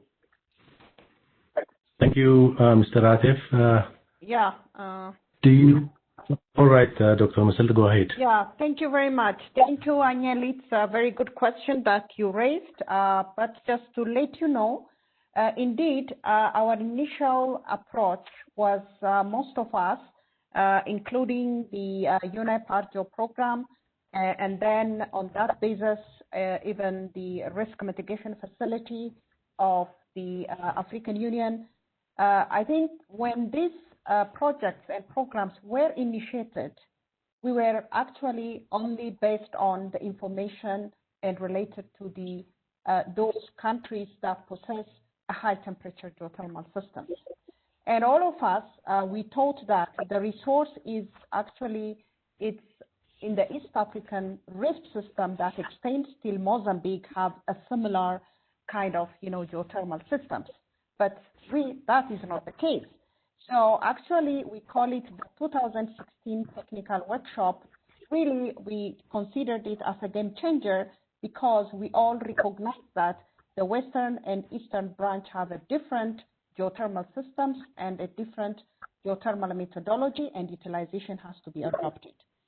Since then, we are very much happy even to see now here, as of now, we are in the 8th African Geothermal Conference. We recognize that those countries have to be really incorporated in other, in this geothermal actually programs, regional programs. So on that basis, I think we are extending it even to the whole, not only even to East Africa, but to the whole Africa. There is no need, of course, it depends on the kind of resource we have, and it depends also on the kind of, application or, what we are going to do. But now, for us, I want to tell you, and we just said it even in our steering committee. Initially, the UNEP Argeo program was only mostly restricted to the JEF funded, which was focusing only the 6 countries. Now we are extending it, and Anyeli, Zambia is very much included. Not only Zambia, the East African countries. We work with 14 countries as of today, but in terms of the direct use application, we are extending it. For the time being, Argeo works with countries Burundi, Comoros, DRC, Djibouti, Ethiopia, Eritrea, Kenya, Rwanda, Malawi, Mozambique, Tanzania, Uganda, and Zambia. But it doesn't mean that it will just stop there, including Somalia, which became our partly in this. They are also involved in the actually in the capacity building. So if we want to serve our continent, we will do that based on the resource, the capacity we have when it is related to geothermal. Yeah. But now for our direction particularly is we want to see how geothermal also can be hybridized with other renewable energy and contribute to the socio-economic development of these countries. Over to you, Chair. Thank you for the opportunity. Thank you, Dr. Maseret, and thank you also, Mr. Atif. Just to add to that, as both my colleagues have explained in detail, I think the training programs run by different entities are open to all Argeo countries. For example, with regards to our facility, the New Zealand Africa Geothermal Facility, we discuss with partners and we try to identify acute needs in terms of capacity building and prepare training modules. For example, if the training module is on reservoir modeling, we look at countries who have reservoir and well data that can be used during the training. So part of the problem has been only a few countries in the region have wells, geothermal wells, and geothermal well data. Yes, in the past, most of the beneficiaries of the training had been countries who are somewhat advanced in geothermal exploration. But we now have started looking at also, for example, direct use applications and exploration methods, which will include all countries. For example, the training we ran in August 2020 on slim hole drilling was had 11 participants from 11 regional countries, I think, including Zambia as well. So hopefully in the future we will open up the training, but you just have to note that it all depends on the type and nature of the training. So if the training is on engineering and then you do not have projects that are related to the subject, then it's not really beneficial for that country or institution. So that has been the challenge for us. Yes, I think Mr. Ratif, you wanted to say something? Thank you, Mr. Marcus. I would like also to thank the organizer for giving this opportunity, and thank all the panelists. Thank you, and thank you. You are welcome. Do we have any other questions or comments from the audience?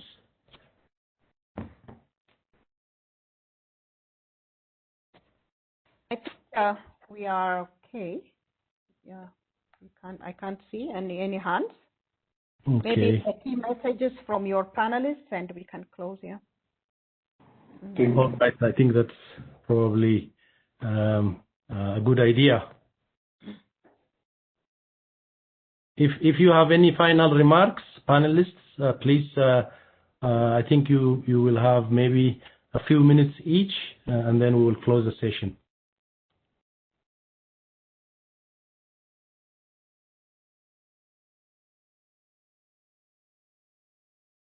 Yeah, you can call by name, and maybe if they don't have, then.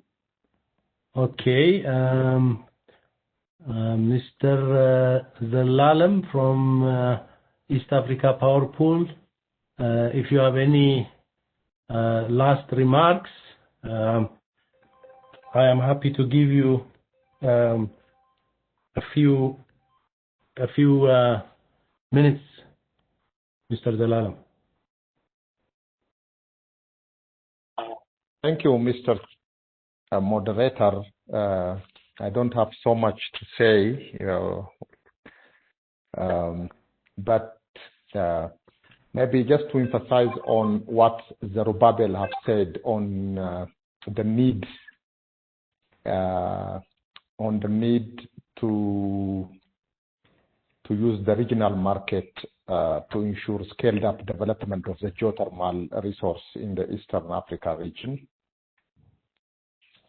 Because isolated operations prohibits integration of geothermal and other renewable energy generation plants due to possible curtailments, because geothermal is a baseload power plant and it is developed by targeting the minimum load level in the system. So given the resource availability in the Eastern Africa region, there is a good business case for geothermal development in our region. So maybe to give some information, and based on EAPP's power balance statement, which is based on the national plans, by 2013, 11% of the renewable energy generation in the region is going to be from geothermal. But this could be enhanced if optimized at the regional level, and that we expect to incorporate in the regional master plan update, which we plan to do in start doing in the next few months. So I think that's what I wanted to say. Otherwise, thank you, Mr. Moderator, and Dr. Masarat and UNEP for sending us the invitation to participate in this meeting. And have a nice day for all of you. Thank you, Mr. Zalalam, for your remarks. I think, yes, we can talk a lot about the benefits of geothermal in terms of being base load. But I think this is a subject that could take a lot of time. Anyway, perhaps I will invite the next panelist, Mr. Zerubbabel, to give us his final remarks. Thank you. Thank you, Mr. Marcus. My final point would be brief. In order for Africa to achieve its development agenda of 2063, the role and contribution of renewable energy has to be recognized and should be given its rightful place in the planning and implementation of development programs. As Kenya successfully demonstrated, Eastern African countries can capitalize on the geothermal energy resource potential in the context of energy mix to boost access to modern energy and, in turn, their economic growth. A regional approach to geothermal energy exploration and development should be embraced, for it addresses significant constraints to the sector. In light of this, regional institutions such as the Eastern African Power Pool should play a leading role in incorporating geothermal energy potential into its master plan, as well as forging the much-awaited regional energy market for the development of not only geothermal energy, but also other energy sector in general. Also, regional financial institutions should develop innovative solutions, innovative financing schemes to solve the investment bottleneck so that untapped potential of geothermal in the region can join the energy mix.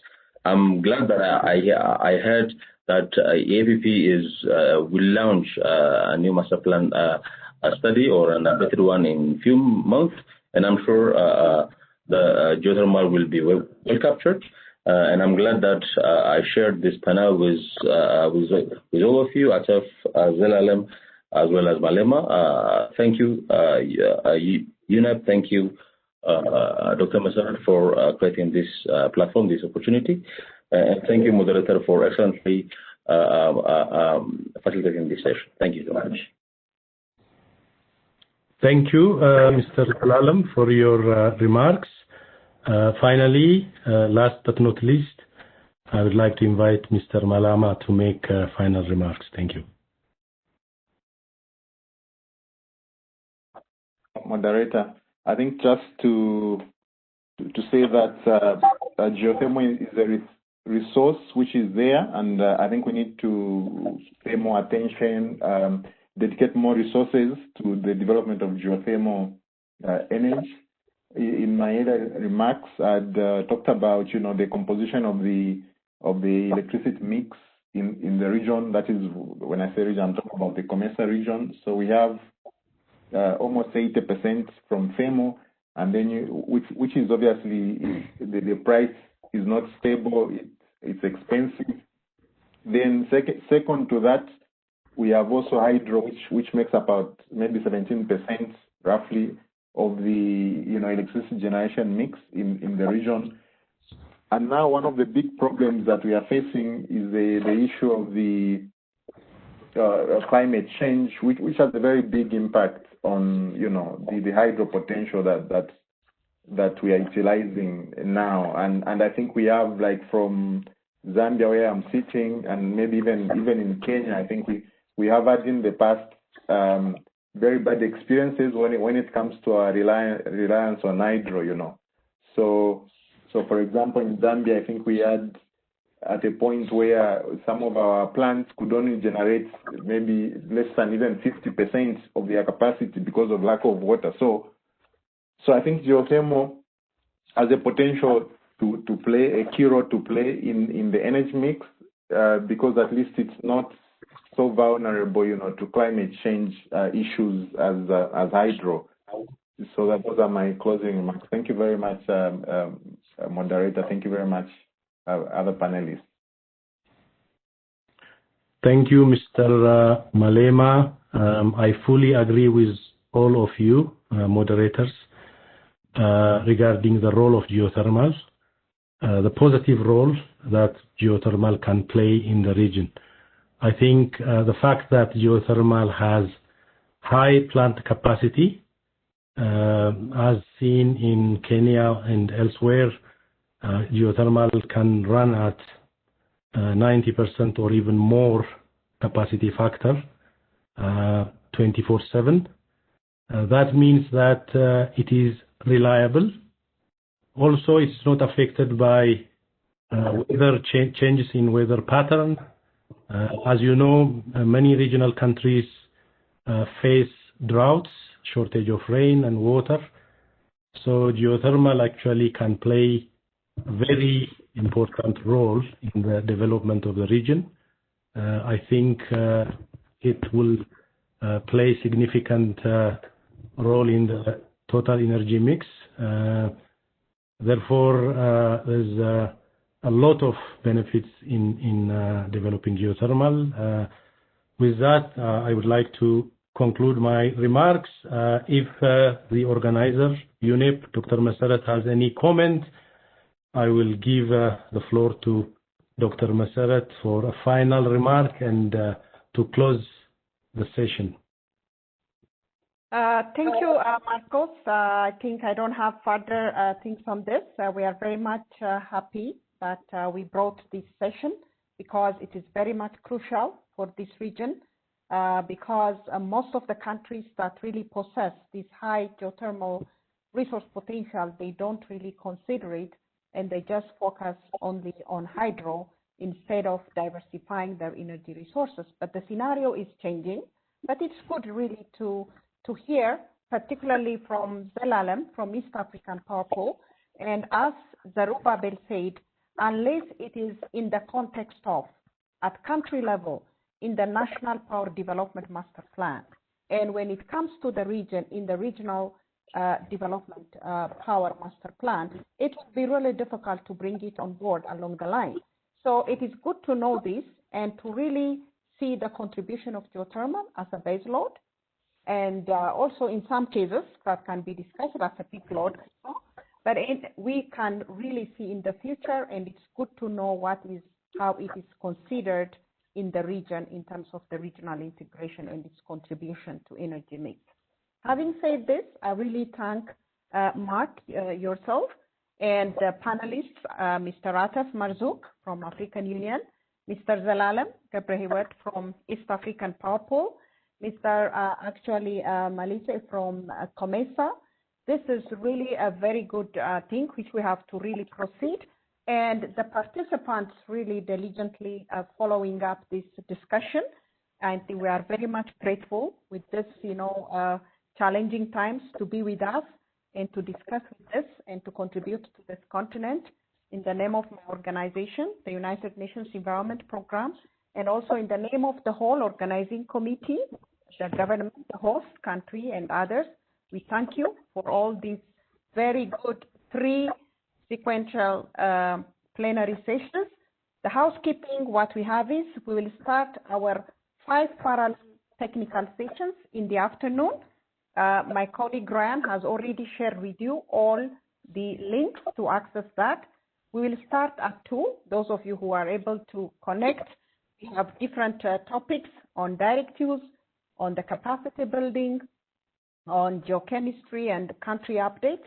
You are very much welcome. You can see on the program, and we thank you so much. Lunch is ready in our East African time. It's lunchtime now. So just have your lunch break and let's see you after 1 hour. Thank you very much, really, for gracing our virtual conference.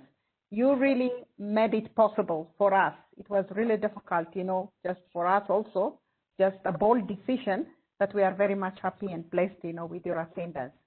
Thank you very much. Thanks, Marcos, and thank you all. Thank you. Thank you, and have a nice lunch. Yeah, have a nice lunch, and just you can, the link is there. You can go from one session to the other, the way you want to, and based on, your interest, and we hope that there will be a very good discussion. Apart from that, for all of you, we have a business-to-business platform. Don't forget also to visit our exhibitions, virtual exhibitions. They are existing. They are waiting for you. You can really see and visit. Actually, there are different, you can see in the exhibition platform that even if you need some interaction, you can put it there. The business-to-business platform will be also open. You can just send us. We can arrange any kind of meetings. Yesterday, we launched the African Women Advancing Geothermal. It's there. We have a virtual launch there. If you need a meeting, we need your close support from you. Any company or private developer who really spend maybe in Ethiopia or any countries, we really want to be there and to cooperate and just with you to help the communities. So I think see you later, and also maybe in the exhibition and the poster session later on. Thank you very much. Thank you. Yeah, the session is over. Thank you. Bye-bye. Bye. Thank you. Bye.